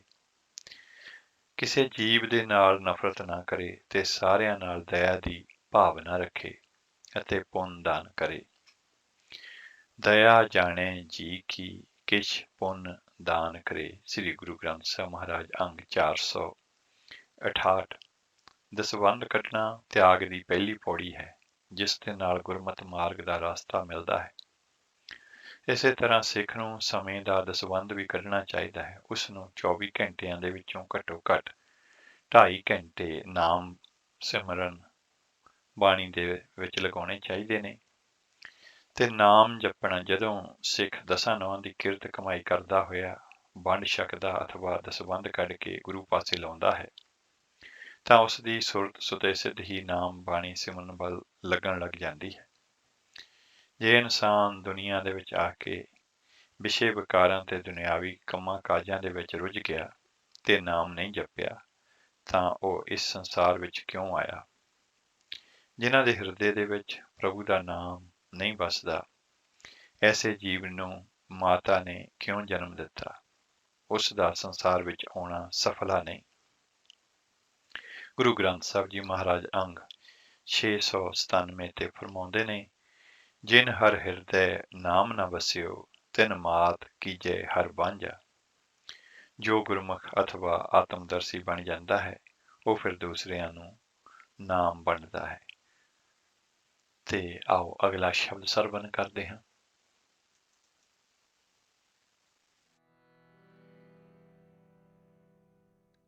ਕਿਰਤ ਵਿਰਤ ਕਰ ਧਰਮ ਦੀ, ਹੱਥੋਂ ਦੇ ਕੈ ਭਲਾ ਮਨਾਵੇ, ਹੱਥੋਂ ਦੇ ਕੈ ਭਲਾ ਮਨਾਵੇ। ਕਿਰਤ ਵਿਰਤ ਕਰ ਧਰਮ ਦੀ, ਕਿਰਤ ਵਿਰਤ ਕਰ ਧਰਮ ਦੀ, ਹੱਥੋਂ ਦੇ ਕੈ ਭਲਾ ਮਨਾਵੇ, ਹੱਥੋਂ ਦੇ ਕੈ ਭਲਾ ਮਨਾਵੇ।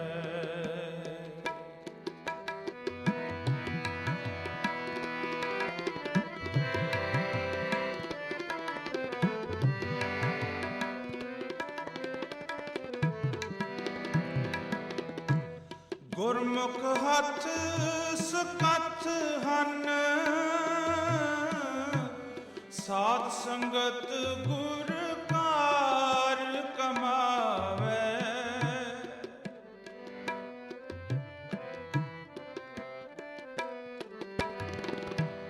ਗੁਰਮੁਖ ਹੱਥ ਸਕੱਥ ਹਨ, ਸਾਧ ਸੰਗਤ ਗੁਰ ਕਾਰ ਕਮਾਵੇ।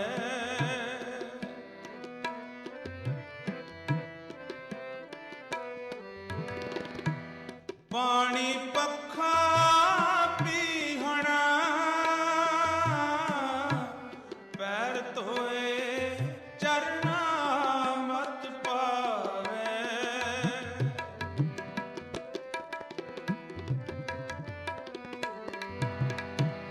ਪਾਣੀ ਪੱਖਾ ਪੀਹਣਾ, ਪੈਰ ਧੋਏ ਚਰਨਾ ਮਤ ਪਾਵੇ। ਪੈਰ ਧੋਏ ਚਰਨਾ ਮਤ ਪਾਵੇ, ਪੈਰ ਧੋਏ ਚਰਨਾ ਮਤ ਪਾਵੇ। ਕਿਰਤ ਵਿਰਤ ਕਰ ਧਰਮ ਦੀ, ਕਿਰਤ ਵਿਰਤ ਕਰ ਧਰਮ ਦੀ, ਹੱਥੋਂ ਦੇ ਕੈ ਭਲਾ ਮਨਾਵੇ, ਹੱਥੋਂ ਦੇ ਕੈ ਭਲਾ ਮਨਾਵੇ।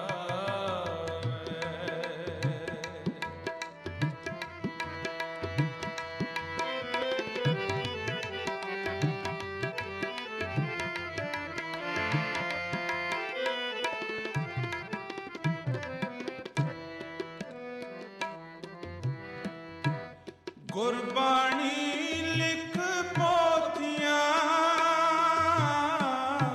ਤਾਲ ਮਿਰਦੰਗ ਰਬਾਬ ਬਜਾਵੇ।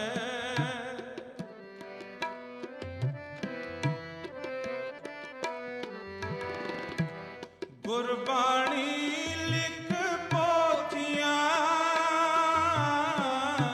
ਤਾਲ ਮਿਰਦੰਗ ਰਬਾਬ ਵਜਾਵੇ।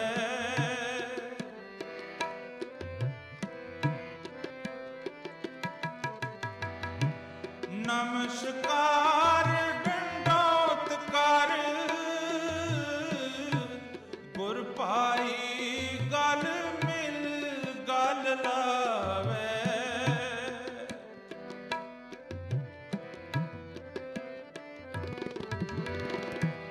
ਨਮਸਕਾਰ ਡੰਡੌਤ ਕਰ, ਗੁਰ ਭਾਈ ਗਲ ਮਿਲ ਗਲ ਲਾਵੇ। ਗੁਰ ਭਾਈ ਗਲ ਮਿਲ ਗਲ ਲਾਵੇ। ਗੁਰ ਭਾਈ ਗਲ ਮਿਲ ਗਲ ਲਾਵੇ। ਕਿਰਤ ਵਿਰਤ ਕਰ ਧਰਮ ਦੀ, ਕਿਰਤ ਵਿਰਤ ਕਰ ਧਰਮ ਦੀ। ਹੱਥੋਂ ਦੇ ਕੇ ਭਲਾ ਮਨਾਵੇ। ਹੱਥੋਂ ਦੇ ਕੇ ਭਲਾ ਮਨਾਵੇ। ਕਿਰਤ ਵਿਰਤ ਕਰ ਧਰਮ ਦੀ, ਕਿਰਤ ਵਿਰਤ ਕਰ ਧਰਮ ਦੀ। ਹੱਥੋਂ ਦੇ ਕੇ ਭਲਾ ਮਨਾਵੇ। ਹੱਥੋਂ ਦੇ ਕੇ ਭਲਾ ਮਨਾਵੇ।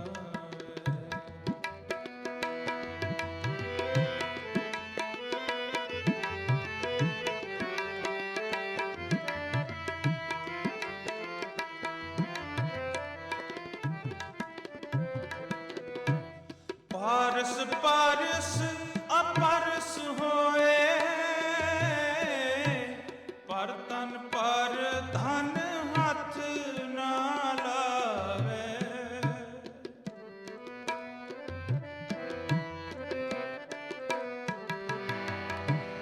ਪਾਰਸ ਪਾਰਸ ਅਪਰਸ ਹੋਏ, ਪਰ ਤਨ ਪਰ ਧਨ ਹੱਥ ਨਾ ਲਾਵੇ।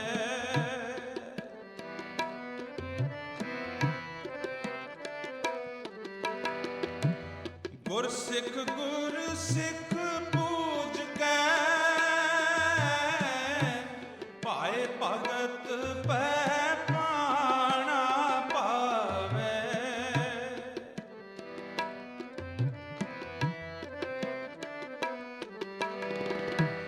ਗੁਰ ਸਿੱਖ ਪੂਜ ਕੇ,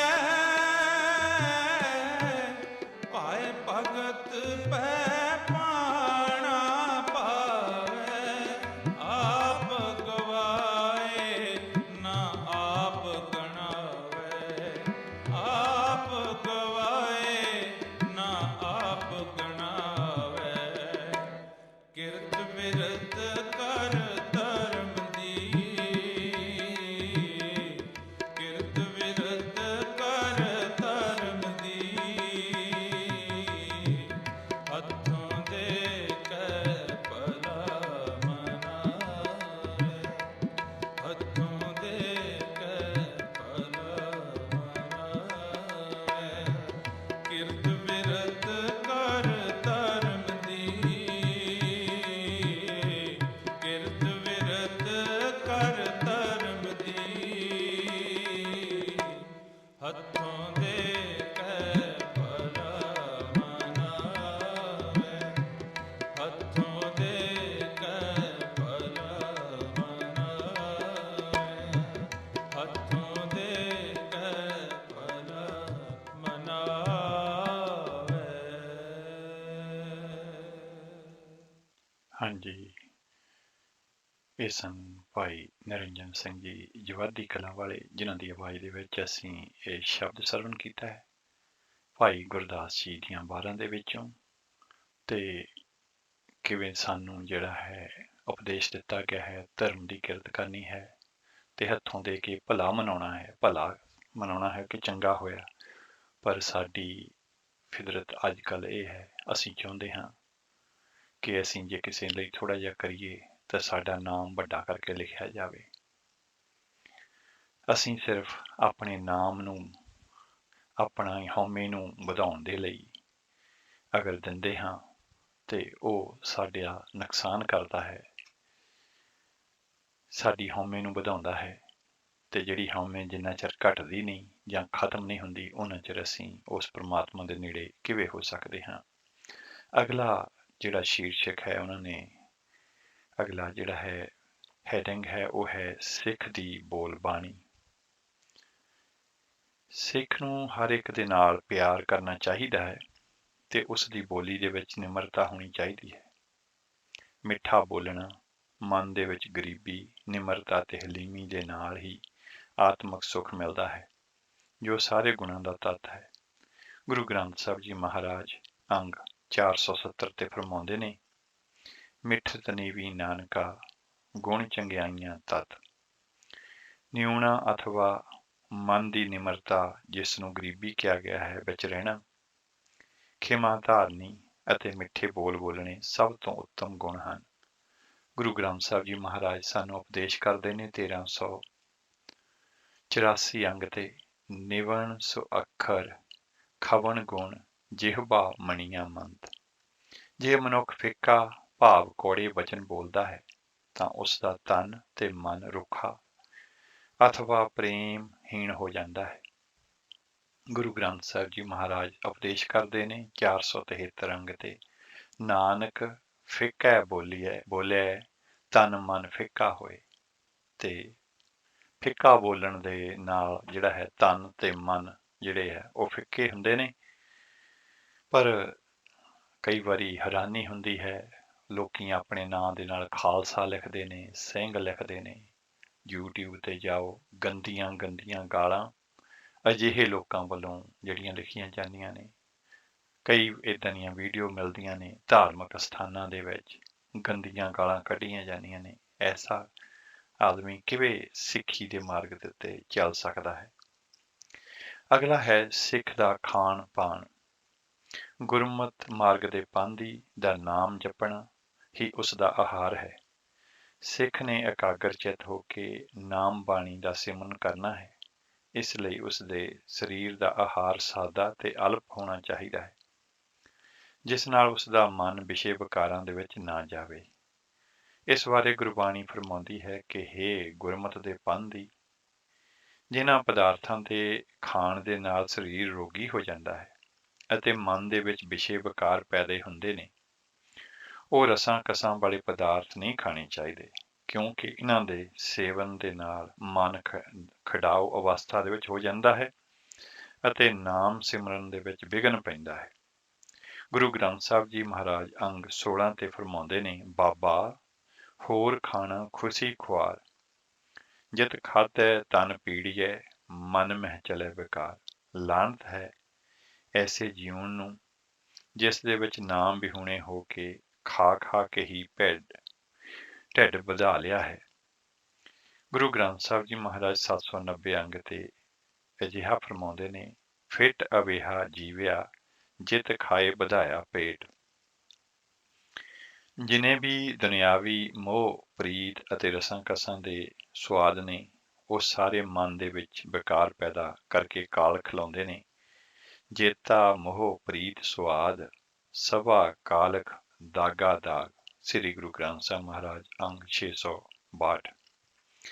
ਇਸੇ ਤਰ੍ਹਾਂ ਹੀ ਹੈ ਜਿਸ ਤਰ੍ਹਾਂ ਕੋਈ ਕੁੱਤਾ ਗੰਦ ਦੇ ਵਿੱਚ ਆਪਣਾ ਮੂੰਹ ਮਾਰਦਾ ਹੈ। ਗੁਰੂ ਗ੍ਰੰਥ ਸਾਹਿਬ ਜੀ ਮਹਾਰਾਜ ਫਰਮਾਉਂਦੇ ਨੇ 240 ਅੰਗ ਤੇ, ਨਾਮ ਬਿਨਾ ਜੋ ਪਹਿਰੇ ਖਾਏ ਜਿਉਂ ਕੂਕਰ ਜੂਠਨ ਮਹਿ ਪਾਏ। ਜਗਿਆਸੂ ਵਾਸਤੇ ਸਤਿਗੁਰੂ ਸੱਚੇ ਪਾਤਸ਼ਾਹ ਹਦਾਇਤ ਕਰਦੇ ਨੇ ਕਿ ਉਹ ਸੁਲਭ ਸੀ ਨਿੰਦਰਾ ਕਰੇ ਤੇ ਅਲਪ ਆਹਾਰ ਦਾ ਸੇਵਨ ਕਰੇ, ਥੋੜਾ ਸਵੇ ਥੋੜਾ ਹੀ ਖਾਵੇ। ਭਾਈ ਗੁਰਦਾਸ ਜੀ 12ਵੀਂ ਪੌੜੀ 4। ਅਲਪ ਆਹਾਰ ਸੁਲਭ ਸੀ ਨਿੰਦਰਾ ਦਇਆ ਸ਼ਮਾ ਤਨ ਪ੍ਰੀਤ। ਸਿੱਖ ਦਾ ਪਹਿਰਾਵਾ। ਅੱਜ ਕੱਲ੍ਹ ਆਮ ਲੋਕੀ ਦੇਖਾ ਦੇਖੀ ਫੈਸ਼ਨ ਦੇ ਪਿੱਛੇ ਅੰਨੇ ਵਾਹ ਲੱਗ ਤੁਰਦੇ ਨੇ। ਬੰਨ ਸਵੰਨੇ ਭੜਕੀਲੇ ਵਸਤਰ ਪਹਿਨ ਕੇ ਲੋਕ ਵਿਖਾਵਾ ਕਰਦੇ ਨੇ, ਜਿਸ ਦੇ ਨਾਲ ਉਹਨਾਂ ਦੇ ਮਨ ਦੇ ਵਿੱਚ ਵਿਸ਼ੇ ਵਿਕਾਰਾਂ ਦਾ ਵਾਧਾ ਹੁੰਦਾ ਹੈ ਤੇ ਉਹ ਮਨਮੁਖ ਹੋ ਜਾਂਦੇ ਨੇ। ਇਸ ਲਈ ਸਿੱਖ ਦਾ ਪਹਿਰਾਵਾ ਸਾਦਾ ਹੋਣਾ ਚਾਹੀਦਾ ਹੈ, ਜਿਸ ਦੇ ਨਾਲ ਮਨ ਵਿੱਚ ਭਟਕਣਾ, ਲਾਲਸਾ, ਤ੍ਰਿਸ਼ਨਾ, ਕਾਮ ਆਦਿਕ ਵਿਸ਼ੇ ਵਿਕਾਰਾਂ ਦੀ ਮਲੀਨਤਾ ਤੇ ਹਉਮੈ ਦੇ ਵਿੱਚ ਵਾਧਾ ਨਾ ਹੋਵੇ। ਮਰਨ ਵੇਲੇ ਇਹ ਕੱਪੜੇ ਜੀਵ ਦੇ ਨਾਲ ਨਹੀਂ ਜਾਂਦੇ ਤੇ ਸੜ ਕੇ ਇੱਥੇ ਹੀ ਸੁਆਹ ਹੋ ਜਾਂਦੇ ਨੇ। ਗੁਰੂ ਗ੍ਰੰਥ ਸਾਹਿਬ ਜੀ ਮਹਾਰਾਜ 318 ਅੰਗ ਤੇ ਫਰਮਾਉਂਦੇ ਨੇ, ਬਾਊ ਸੰਦੇ ਕੱਪੜੇ ਪਹਿਰੇ ਗਰਭ ਗਵਾਰ, ਨਾਨਕ ਨਾਲ ਨਾ ਚੱਲਣੀ ਜਲ ਵੱਲ ਹੋਏ ਇਸ਼ਾਰ। ਤੇ ਅਗਲਾ ਹੈ ਸਿੱਖ ਦੇ ਵਿੱਚ ਨਿਮਰਤਾ ਤੇ ਗਰੀਬੀ। ਗੁਰਮਤਿ ਮਾਰਗ ਤੇ ਚੱਲਣ ਲਈ ਸਿੱਖ ਨੂੰ ਦੂਸਰਿਆਂ ਦੇ ਗੁਣ ਅਤੇ ਆਪਣੇ ਔਗਣ ਵੇਖਣੇ ਚਾਹੀਦੇ ਨੇ। ਇਸ ਤਰ੍ਹਾਂ ਕਰਨ ਦੇ ਨਾਲ ਸਿੱਖ ਆਪਣੇ ਮਨ ਦੇ ਵਿੱਚ ਨਿਮਰਤਾ ਤੇ ਹਲੀਮੀ ਲਿਆਉਣ ਲਈ ਆਪਣੇ ਔਗਣ ਦੂਰ ਕਰਨ ਦੀ ਕੋਸ਼ਿਸ਼ ਕਰਦਾ ਹੈ। ਜੋ ਮਨੁੱਖ ਆਪਣੀ ਹਉਮੈ ਨੂੰ ਮਾਰ ਕੇ ਇਹ ਸਮਝਦਾ ਹੈ ਕਿ ਮੈਂ ਹੋਰਨਾਂ ਨਾਲੋਂ ਚੰਗਾ ਨਹੀਂ ਤੇ ਕੋਈ ਮੇਰੇ ਨਾਲੋਂ ਮਾੜਾ ਨਹੀਂ, ਅਜਿਹੇ ਮਨੁੱਖ ਨੂੰ ਪ੍ਰਮਾਤਮਾ ਸੰਸਾਰ ਸਮੁੰਦਰ ਤੋਂ ਪਾਰ ਕਰ ਦਿੰਦਾ ਹੈ। ਹਮ ਨਹੀਂ ਚੰਗੇ ਬੁਰਾ ਨਹੀਂ ਕੋਏ, ਪ੍ਰਣਵਤ ਨਾਨਕ ਤਾਰੇ ਸੋਏ। ਸ੍ਰੀ ਗੁਰੂ ਗ੍ਰੰਥ ਸਾਹਿਬ ਮਹਾਰਾਜ ਅੰਗ 728। ਗੁਰਬਾਣੀ ਦੇ ਵਿੱਚ ਫਰਮਾਨ ਹੈ ਕਿ ਹੇ ਮਨੁੱਖ, ਜੇ ਤੂੰ ਸਮਝਦਾਰ ਹੈ ਤੇ ਹੋਰਨਾਂ ਦੇ ਮੰਦੇ ਕਰਮਾਂ ਦੀ ਪੜਚੋਲ ਨਾ ਕਰ। ਆਪਣੇ ਹਿਰਦੇ ਵਿੱਚ ਵੇਖ ਤੇਰੇ ਆਪਣੇ ਕਰਮ ਕੈਸੇ ਨੇ। ਗੁਰੂ ਗ੍ਰੰਥ ਸਾਹਿਬ ਜੀ ਮਹਾਰਾਜ ਐਸਾ ਉਪਦੇਸ਼ 1378 ਅੰਗ ਤੇ ਕਰਦੇ ਨੇ। ਫਰੀਦਾ ਜੇ ਤੂੰ ਅਕਲ ਲਤੀਫ, ਕਾਲੇ ਲਿਖ ਨਾ ਲੇਖ, ਆਪਨੜੇ ਗ੍ਰਿਵਾਨ ਮਹਿ ਸਿਰ ਨੀਵਾਂ ਕਰ ਦੇਖ। ਆਓ ਅਗਲਾ ਸ਼ਬਦ ਸਰਵਨ ਕਰਦੇ ਹਾਂ, ਜਿਸ ਨੂੰ ਗਾਇਨ ਕੀਤਾ ਹੈ ਭਾਈ ਹਰਨਾਮ ਸਿੰਘ ਜੀ ਨੇ। ਗੁਰਮਤਿ ਹਿਰਦੈ ਗਰੀਬੀ ਆਵੈ, ਗੁਰਮਤਿ ਹਿਰਦੈ ਗਰੀਬੀ ਆਵੈ, ਗੁਰਮਤਿ ਹਿਰਦੈ ਗਰੀਬੀ ਆਵੈ,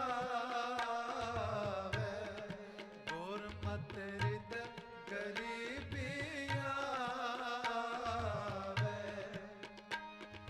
ਹਉ ਤਿਸ ਕੋਲ ਕਮਾਇਆ, ਹਉ ਤਿਸ ਕੋਲ ਕਮਾਇਆ, ਗੁਰਮਤਿ ਹਿਰਦੈ ਗਰੀਬੀ ਆਵੈ, ਗੁਰਮਤਿ ਹਿਰਦੈ ਗਰੀਬੀ ਆਵੈ। ਹਉ ਤਿਸ ਕੋਲ ਕਮਾਇਆ, ਹਉ ਤਿਸ ਕੋਲ ਕਮਾਇਆ, ਗੁਰਮਤਿ ਹਿਰਦੈ ਗਰੀਬੀ ਆਵੈ, ਗੁਰਮਤਿ ਹਿਰਦੈ ਗਰੀਬੀ ਆਵੈ।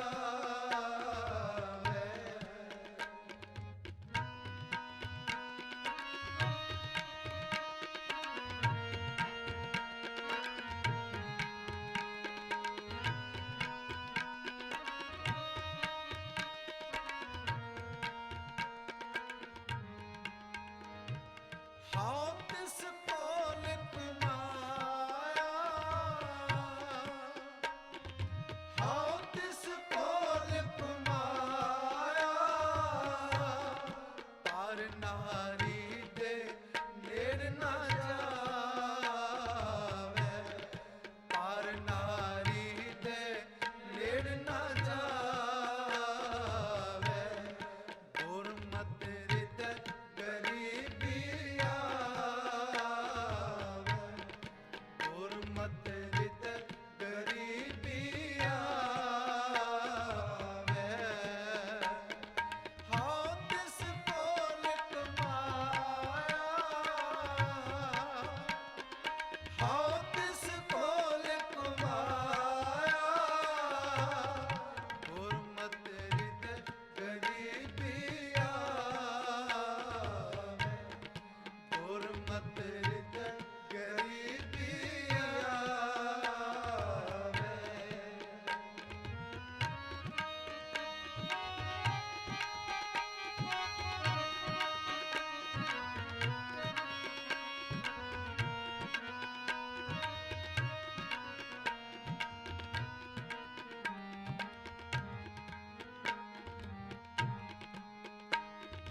ਹਉ ਤਿਸ ਕੋਲ ਕਮਾਇਆ,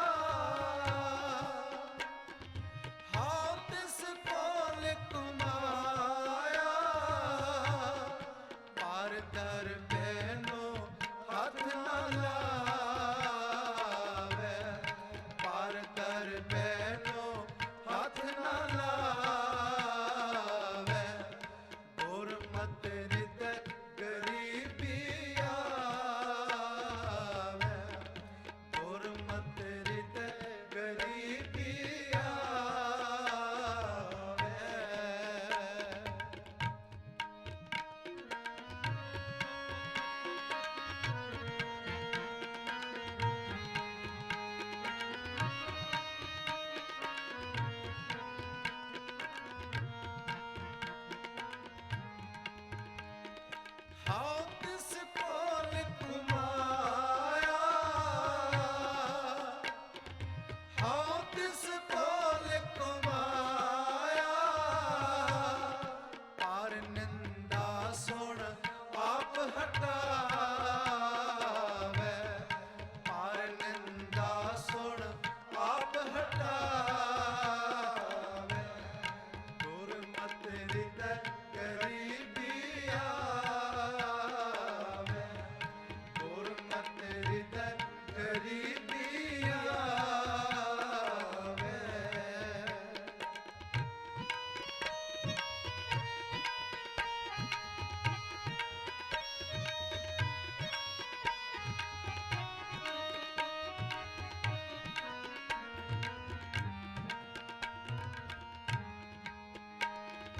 हाउ तिस कोल कुमाया हाउ तिस कोल कुमाया सतगुर दा उपदेश कमावे सतगुर दा उपदेश कमावे गुरमत हृदय गरीबी आवे गुरमत हृदय गरीबी आवे हाउ तिस कोल कुमाया हाउ तिस कोल कुमाया गुरमत हृदय गरीबी आवे गुरमत हृदय गरीबी आवे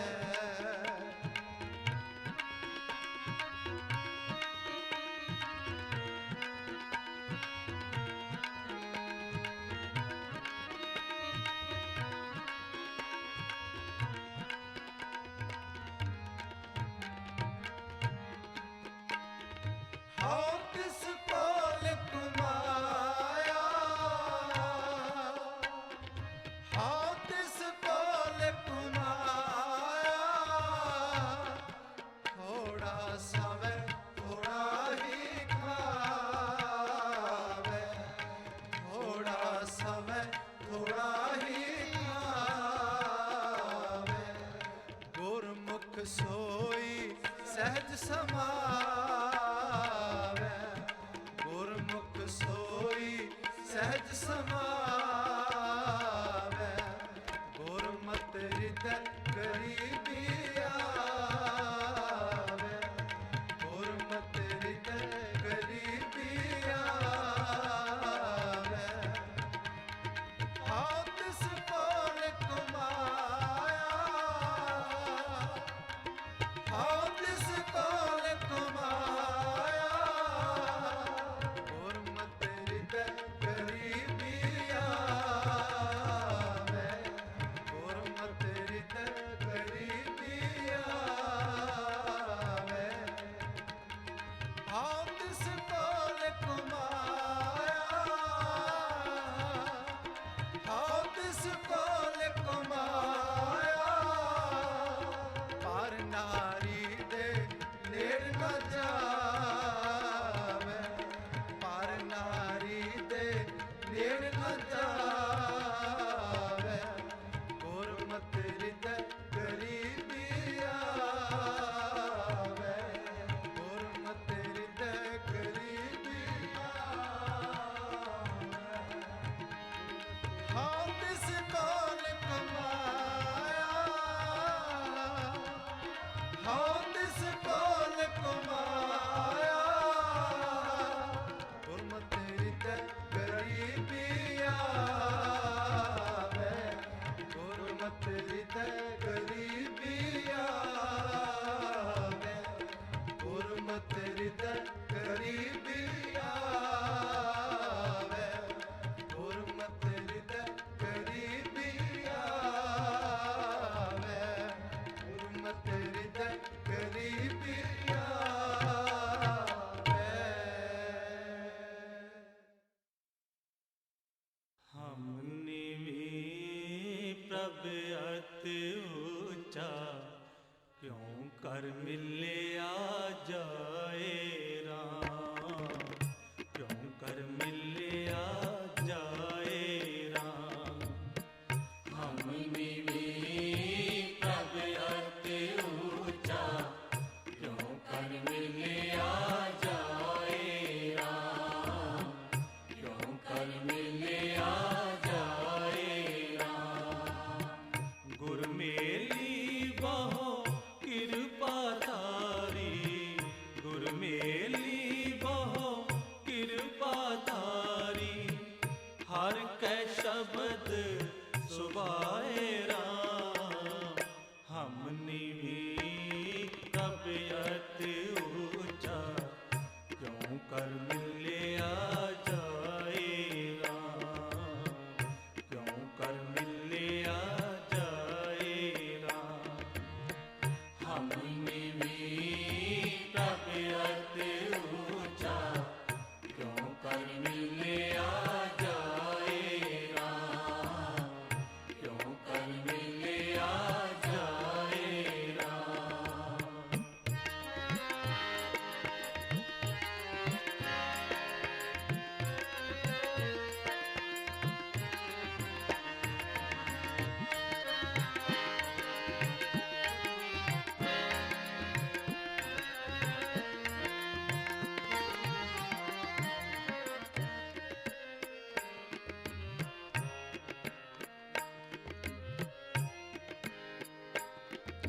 ਮਿਲ ਸ਼ਬਦ ਸੁਭਾਏ ਆਪ ਗਵਾਏ, ਰੰਗ ਸਿਉ ਰਲਿਆ ਮਾਣੇ।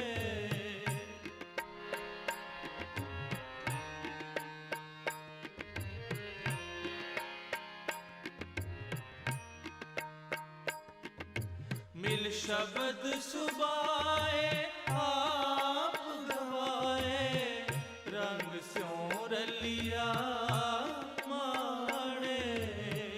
ਰੰਗ ਸਿਉ ਰਲਿਆ ਮਾਣੇ।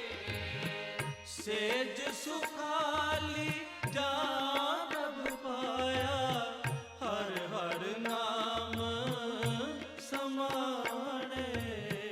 ਹਰ ਹਰ ਨਾਮ ਸਮਾਣੇ। ਸੇਜ ਸੁਖਾਲੀ ਜਾ ਪ੍ਰਭ ਪਾਇਆ, ਹਰ ਹਰ ਨਾਮ ਸਮਾਣੇ। ਗੁਰ ਮੇਲੀ ਬਹੁ ਕਿਰਪਾ ਧਾਰੀ, ਗੁਰ ਮੇਲੀ ਬਹੁ ਕਿਰਪਾ ਧਾਰੀ। ਹਰ ਕੈ ਸ਼ਬਦ ਸੁਭਾਏ ਰਾਮ, ਹਮ ਨੀਵੀਂ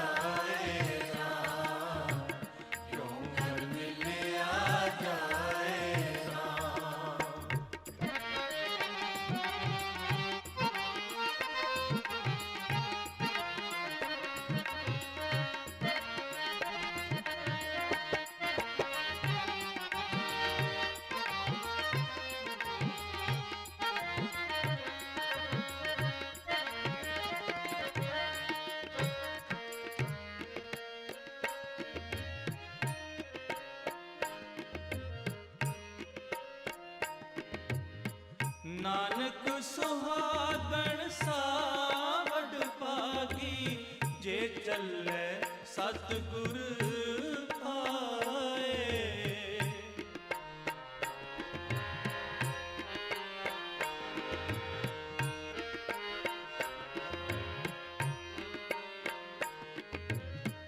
ਨਾਨਕ ਸੁਹਾਗਣ ਸਾਵਡ ਭਾਗੀ, ਜੇ ਚੱਲੇ ਸਤਿਗੁਰ ਪਾਏ।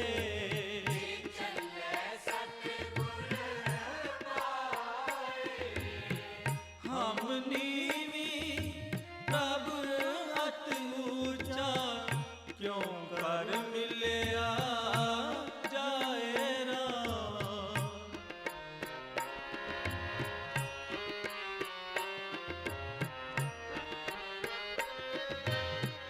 ਹਮ ਨੀਵੀਂ ਪ੍ਰਭ ਅਤਿ ਊਚਾ, ਕਿਉਂ ਕਰ ਮਿਲਿਆ ਜਾਏ ਰਾਮ। ਗੁਰ ਮੇਲੀ ਬਹੁ ਕਿਰਪਾ ਧਾਰੀ, ਗੁਰ ਮੇਲੀ ਬਹੁ ਕਿਰਪਾ ਧਾਰੀ। ਹਰ ਕੈ ਸ਼ਬਦ ਸੁਭਾਏ ਰਾਮ। ਹਮ ਨੀਵੀਂ ਪ੍ਰਭ ਅਤਿ ਊਚਾ, ਕਿਉਂ ਕਰ ਮਿਲਿਆ ਜਾਏ ਰਾਮ। ਕਿਉਂ ਕਰ ਮਿਲਿਆ ਜਾਏ ਰਾਮ।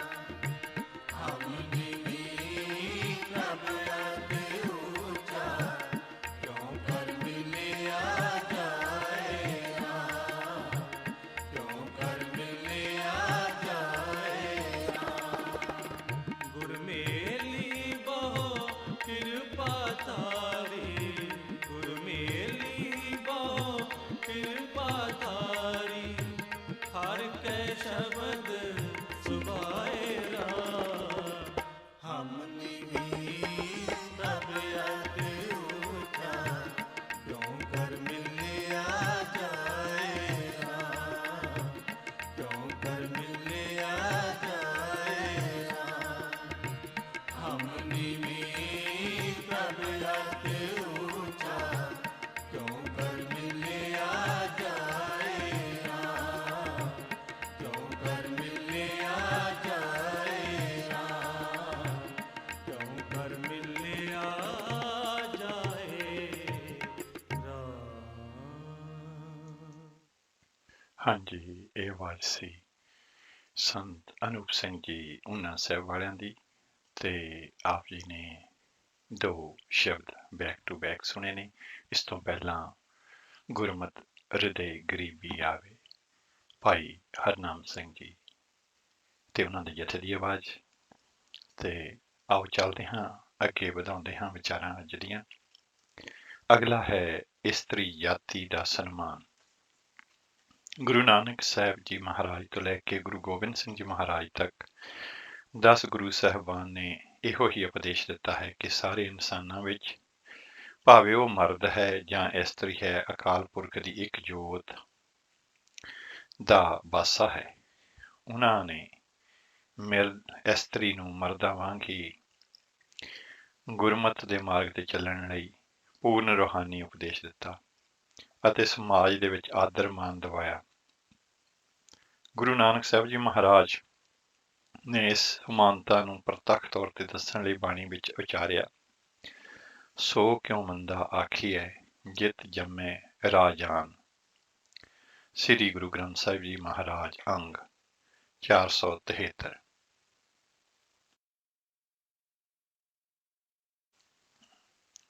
ਮਨੁੱਖਤਾ ਦੇ ਇਹਨਾਂ ਅਸੂਲਾਂ ਨੂੰ ਪ੍ਰਚਾਰਦਿਆਂ ਹੋਇਆਂ ਗੁਰੂ ਅਮਰਦਾਸ ਜੀ ਮਹਾਰਾਜ ਨੇ ਜਾਤ ਪਾਤ, ਊਚ ਨੀਚ, ਇਸਤਰੀ ਮਰਦ ਦੇ ਵਹਿਮਾਂ ਨੂੰ ਤੋੜ ਕੇ ਸਮਾਜ ਸੁਧਾਰ ਕੀਤਾ ਅਤੇ ਲੰਗਰ ਛਕਣ ਲਈ ਇੱਕ ਹੀ ਪੰਗਤ ਦੇ ਵਿੱਚ ਸਭ ਨੂੰ ਬਿਠਾ ਕੇ ਸਮਾਜਿਕ ਏਕਤਾ ਤੇ ਬਰਾਬਰੀ ਦਾ ਉਪਦੇਸ਼ ਦਰੜਾਇਆ। ਗੁਰੂ ਸਾਹਿਬ ਨੇ ਸਤੀ ਦੀ ਰਸਮ, ਇਸਤਰੀ ਦੇ ਪਤੀ ਦੇ ਮਰਨ ਤੋਂ ਬਾਅਦ ਉਸ ਨੂੰ ਨਾਲ ਹੀ ਚਿਖਾ ਦੇ ਵਿੱਚ ਸਾੜ ਦੇਣਾ, ਇਸ ਨੂੰ ਸਤੀ ਦੀ ਰਸਮ ਕਹਿੰਦੇ ਨੇ। ਇਸ ਦਾ ਵੀ ਖੰਡਨ ਕੀਤਾ ਤੇ ਸਗੋਂ ਵਿਧਵਾ ਵਿਆਹ ਦੀ ਰਸਮ ਵੀ ਜਾਰੀ ਕੀਤੀ ਗਈ। ਉਸ ਸਮੇਂ ਸਮਾਜ ਦੇ ਵਿੱਚ ਵਿਧਵਾ ਇਸਤਰੀਆਂ ਨੂੰ ਦੁਬਾਰਾ ਵਿਆਹ ਦੀ ਇਜਾਜ਼ਤ ਨਹੀਂ ਸੀ। ਇਸਤਰੀ ਜਾਤੀ ਨੂੰ ਬਹੁਤ ਸਨਮਾਨ ਦਿੱਤਾ ਅਤੇ ਨਾਮ ਬਾਣੀ ਜਪਾ ਕੇ ਆਤਮਦਰਸ਼ੀ ਬਣਾਇਆ। ਗੁਰਮਤਿ ਪ੍ਰਚਾਰ ਦੀਆਂ 22 ਮੰਜੀਆਂ ਵੱਡੇ ਪ੍ਰਚਾਰ ਕੇਂਦਰ ਥਾਪ ਕੇ ਉਹਨਾਂ ਦੇ ਮੁੱਖ ਪ੍ਰਚਾਰਕਾਂ ਦੇ ਵਿੱਚ ਇਸਤਰੀਆਂ ਨੂੰ ਵੀ ਸ਼ਾਮਲ ਕੀਤਾ ਗਿਆ। ਗੁਰਮਤਿ ਪ੍ਰਚਾਰ ਦੇ ਲਈ 52 ਪੀੜ੍ਹੀਆਂ ਛੋਟੇ ਪ੍ਰਚਾਰ ਕੇਂਦਰ ਤਾਂ ਲਗਭਗ ਸਾਰੀਆਂ ਹੀ ਇਸਤਰੀ ਜਾਤੀ ਨੂੰ ਸੌਂਪੀਆਂ ਗਈਆਂ। ਇਹ ਜਿਹੜੀਆਂ ਪੀੜ੍ਹੀਆਂ ਸਨ, ਇਸ ਤਰ੍ਹਾਂ ਆਪ ਜੀ ਨੇ ਸਿੱਧ ਕੀਤਾ ਕਿ ਇਸਤਰੀ ਜਾਤੀ ਮਰਦਾਂ ਵਾਂਗ ਹੀ ਉੱਚ ਕੋਟੀ ਦੀ ਆਤਮਦਰਸ਼ੀ ਮਹਾਂਪੁਰਖ ਬਣ ਕੇ ਗੁਰਮਤਿ ਪ੍ਰਚਾਰ ਕਰ ਸਕਦੀ ਹੈ। ਗੁਰੂ ਗੋਬਿੰਦ ਸਿੰਘ ਜੀ ਮਹਾਰਾਜ ਨੇ ਮਾਤਾ ਸਾਹਿਬ ਕੌਰ ਜੀ ਪਾਸੋਂ ਅੰਮ੍ਰਿਤ ਵਾਟੇ ਦੇ ਵਿੱਚ ਪਤਾਸੇ ਪਵਾ ਮਾਤਾ ਜੀ ਨੂੰ ਜਗਤ ਮਾਤਾ ਦਾ ਖਿਤਾਬ ਬਖਸ਼ਿਆ ਅਤੇ ਇਸਤਰੀ ਜਾਤੀ ਨੂੰ ਅਤ ਉੱਚਾ ਦਰਜਾ ਦੇ ਕੇ ਸਨਮਾਨਿਤ ਕੀਤਾ। ਗੁਰੂ ਘਰ ਦੇ ਵਿੱਚ ਜਦੋਂ ਅਧਿਆਤਮ ਦਾ ਇਹ ਉੱਚੇ ਦਰਜੇ ਦਾ ਸਨਮਾਨ ਇਸਤਰੀ ਜਾਤੀ ਨੂੰ ਮਿਲਿਆ ਤਾਂ ਅਨੇਕਾਂ ਹੀ ਬੀਬੀਆਂ ਨੇ ਰੂਹਾਨੀਅਤ ਦੀ ਸਿਖਰ ਨੂੰ ਛੂਹਿਆ। ਭਾਈ ਮਾਈ ਭਾਗੋ ਜੀ ਇੱਕ ਅਜਿਹੀ ਉੱਚ ਆਤਮਿਕ ਅਵਸਥਾ ਵਾਲੀ ਸਿੰਘਣੀ ਸਨ ਜਿਨ੍ਹਾਂ ਨੇ 40 ਬੇਮੁਖ ਹੋਏ ਸੂਰਵੀਰਾਂ ਨੂੰ ਪ੍ਰੇਰ ਕੇ ਮੁੜ ਕਲਗੀਧਰ ਦੇ ਚਰਨਾਂ ਵਿੱਚ ਲਿਆਂਦਾ। ਮਾਤਾ ਜੀ ਦੀ ਅਗਵਾਈ ਹੇਠ ਉਹ 40 ਮੁਖ ਤੇ ਅਜਿਹੇ ਜੂਝੇ ਕਿ ਮੁਗਲ ਫੌਜ ਦੇ ਮੂੰਹ ਮੋੜ ਦਿੱਤੇ ਤੇ ਖਦਰਾਣੇ ਦੀ ਢਾਬ ਤੇ ਜੰਗ ਨੂੰ ਫਤਿਹ ਕੀਤਾ।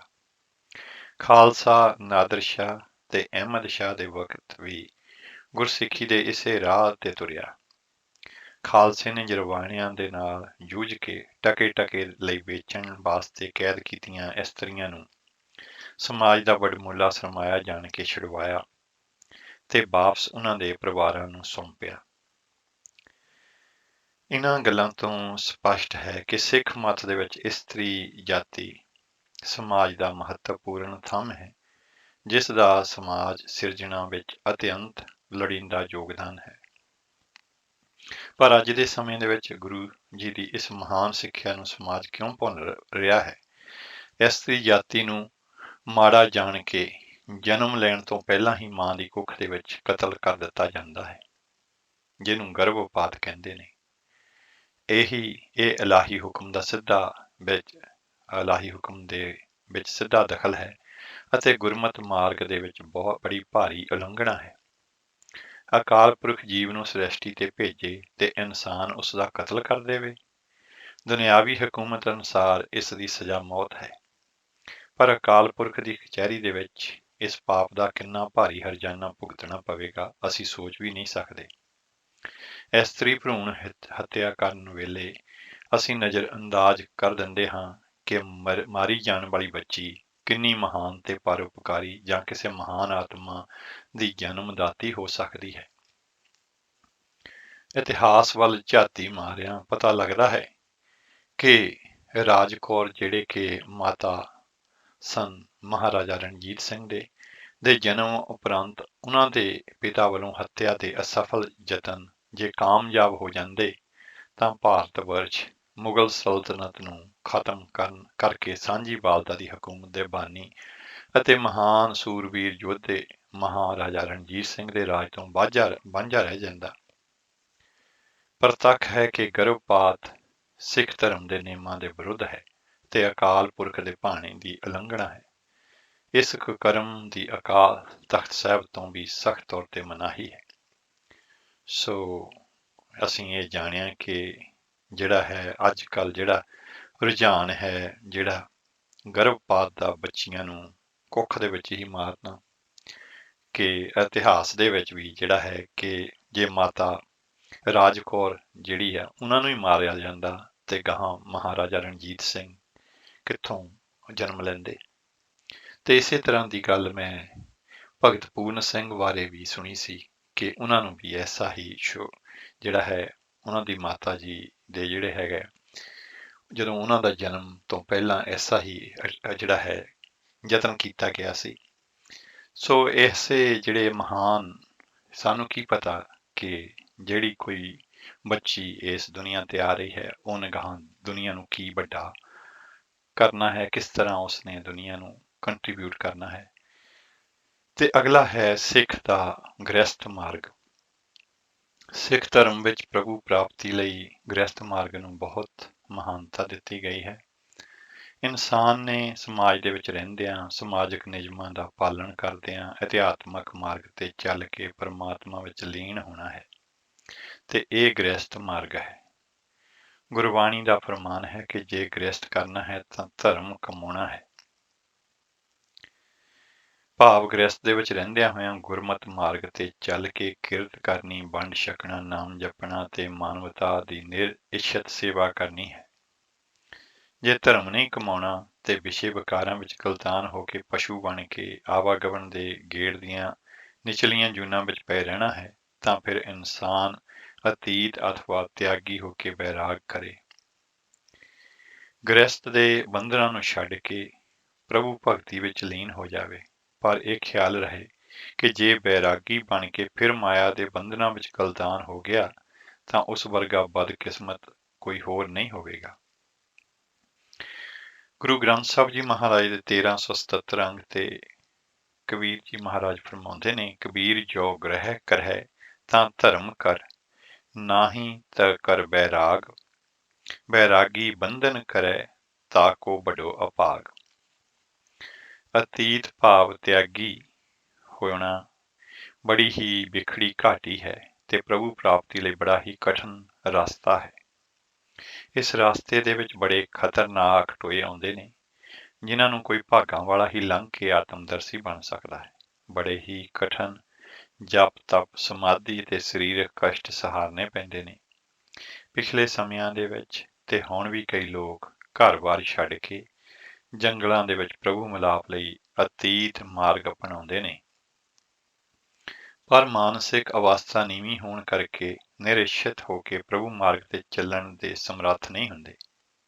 ਫਿਰ ਉਹ ਕਈ ਤਰ੍ਹਾਂ ਦੀਆਂ ਰਿੱਧੀਆਂ ਸਿੱਧੀਆਂ ਤੇ ਜੰਤਰ ਮੰਤਰ ਪ੍ਰਾਪਤ ਕਰਨ ਲੱਗ ਜਾਂਦੇ ਨੇ ਤਾਂ ਕਿ ਦੁਨੀਆ ਉਹਨਾਂ ਨੂੰ ਪੂਜੇ। ਉਹਨਾਂ ਅੰਦਰੋਂ ਤ੍ਰਿਸ਼ਨਾਲੂ ਹੋ ਕੇ ਲੁਕਾਈ ਤੋਂ ਪਰਦਾ ਕਰਕੇ ਵਿਸ਼ੇ ਵਿਕਾਰਾਂ ਦੇ ਭੋਗਾਂ ਵਿੱਚ ਗਲਤਾਨ ਰਹਿੰਦੇ ਨੇ। ਗੁਰੂ ਗ੍ਰੰਥ ਸਾਹਿਬ ਜੀ ਮਹਾਰਾਜ 469 ਅੰਗ ਤੇ ਫਰਮਾਉਂਦੇ ਨੇ, ਜਤੀ ਸਦਾਵਹਿ ਜੁਗਤ ਨਾ ਜਾਣੇ, ਛੱਡ ਵਹਿ ਘਰ-ਬਾਰ। ਕੇਵਲ ਬ੍ਰਹਮ ਗਿਆਨੀ ਹੀ ਭਾਵੇਂ ਅਤੀਤ ਜਾਂ ਗ੍ਰਸਤੀ ਹੋਣ, ਤਪੱਸਿਆ ਸਮਾਧੀਆਂ ਤੇ ਸਰੀਰ ਦੇ ਕਸ਼ਟ ਸਹਾਰਦੇ ਹਨ ਕਿਉਂਕਿ ਉਹਨਾਂ ਨੇ ਪਰਉਪਕਾਰੀ ਜੀਵ ਬਣ ਕੇ ਸ੍ਰਿਸ਼ਟੀ ਦਾ ਭਾਰ ਹਰਨਾ ਹੁੰਦਾ ਹੈ ਤਾਂ ਜੋ ਉਹ ਲੁਕਾਈ ਨੂੰ ਪ੍ਰਭੂ ਮਾਰਗ ਦਾ ਉਪਦੇਸ਼ ਦ੍ਰਿੜ ਕਰਵਾ ਸਕਣ। ਪੂਰਨ ਬ੍ਰਹਮ ਗਿਆਨੀ ਤੇ ਅਕਾਲ ਪੁਰਖ ਦਾ ਸਰੂਪ ਹੁੰਦਿਆਂ ਹੋਇਆਂ ਵੀ ਗੁਰੂ ਨਾਨਕ ਸਾਹਿਬ ਮਹਾਰਾਜ ਨੇ ਭਾਰੀ ਤਪੱਸਿਆ ਕੀਤੀ, ਸਰੀਰ ਤੇ ਕਸ਼ਟ ਸਹਾਰੇ।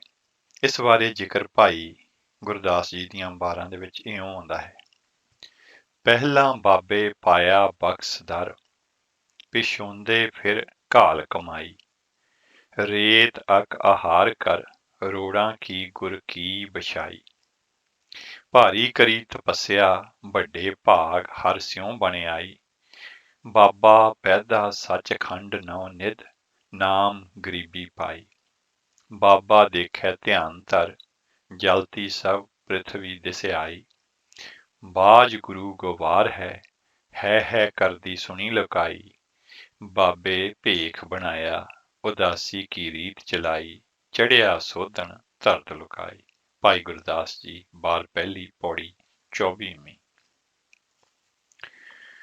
ਗੁਰੂ ਸਾਹਿਬ ਨੇ ਲਗਭਗ 25 ਸਾਲ ਪੈਦਲ ਚੱਲ ਕੇ ਉਦਾਸੀਆਂ ਕੀਤੀਆਂ ਅਤੇ ਵੱਡੇ ਵੱਡੇ ਜ਼ਾਲਮਾਂ, ਰਾਖਸ਼ਾਂ, ਠੱਗਾਂ, ਚੋਰਾਂ, ਤਪੀਆਂ, ਸਿੱਧਾਂ ਤੇ ਜਾਦੂਗਰਾਂ ਨੂੰ ਸੱਚ ਦੇ ਮਾਰਗ ਦਾ ਉਪਦੇਸ਼ ਦਿੱਤਾ।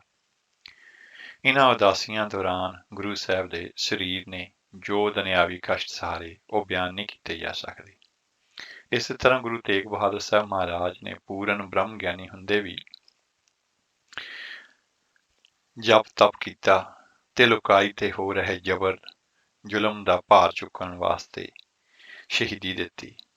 20ਵੀਂ ਸਦੀ ਦੇ ਵਿੱਚ ਵੀ ਸੰਤ ਅਤਰ ਸਿੰਘ ਜੀ ਮਸਤੂਆਣ ਵਾਲੇ ਵੱਲੋਂ ਧੁਰੋਂ ਹੀ ਪੂਰਨ ਬ੍ਰਹਮ ਗਿਆਨੀ ਆਏ ਸਨ, ਪਰ ਆਪ ਜੀ ਨੇ ਪ੍ਰਭੂ ਸਿਮਰਨ ਦਾ ਜਪ ਤਪ ਅਤੇ ਸਮਾਧੀਆਂ ਮਾਨਵਤਾ ਦੇ ਭਲੇ ਵਾਸਤੇ ਲਾਈਆਂ।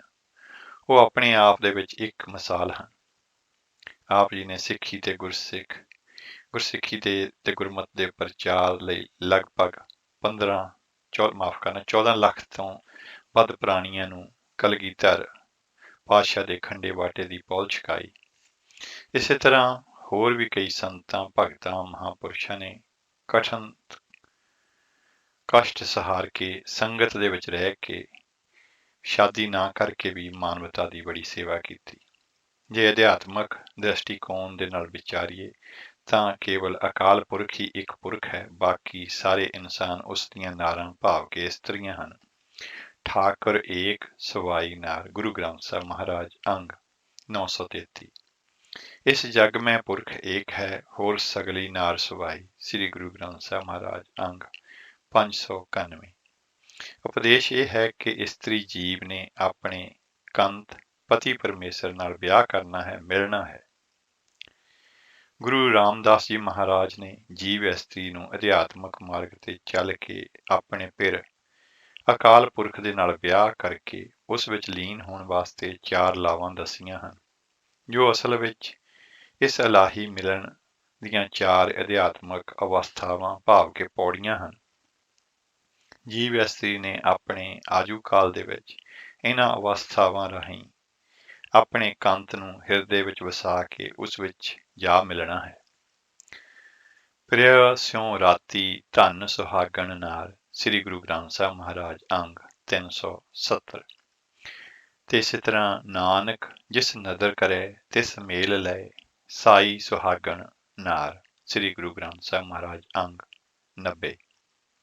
ਆਨੰਦ ਕਾਰਜ ਸਮੇਂ ਜਦੋਂ ਲੜਕਾ ਲੜਕੀ ਸ੍ਰੀ ਗੁਰੂ ਗ੍ਰੰਥ ਸਾਹਿਬ ਜੀ ਮਹਾਰਾਜ ਦੀਆਂ 4 ਲਾਵਾਂ ਲੈਂਦੇ ਨੇ ਤਾਂ ਉਹ ਪੂਰਨ ਕਰਦੇ ਨੇ ਕਿ ਹੇ ਗੁਰੂ, ਭਾਵੇਂ ਦੁਨਿਆਵੀ ਤੌਰ ਤੇ ਅਸੀਂ ਗ੍ਰਸਥ ਮਾਰਗ ਵਿੱਚ ਪ੍ਰਵੇਸ਼ ਕੀਤਾ ਹੈ, ਪਰ ਅਸਲ ਵਿੱਚ ਅਸੀਂ ਅੱਜ ਤੋਂ ਤੇਰੇ ਨਾਲ ਇਲਾਹੀ ਤੌਰ ਤੇ ਵਿਆਹੇ ਗਏ ਹਾਂ, ਤੇ ਹੁਣ ਤੋਂ ਅਸੀਂ ਦੋਨੋਂ ਗ੍ਰਸਥ ਜੀਵਨ ਦੇ ਨਿਯਮ ਪਾਲਦਿਆਂ ਹੋਇਆਂ ਸੰਗਤ ਰੂਪ ਹੋ ਕੇ ਤੇਰੇ ਮਿਲਾਪ ਲਈ ਯਤਨਸ਼ੀਲ ਹੋਵਾਂਗੇ।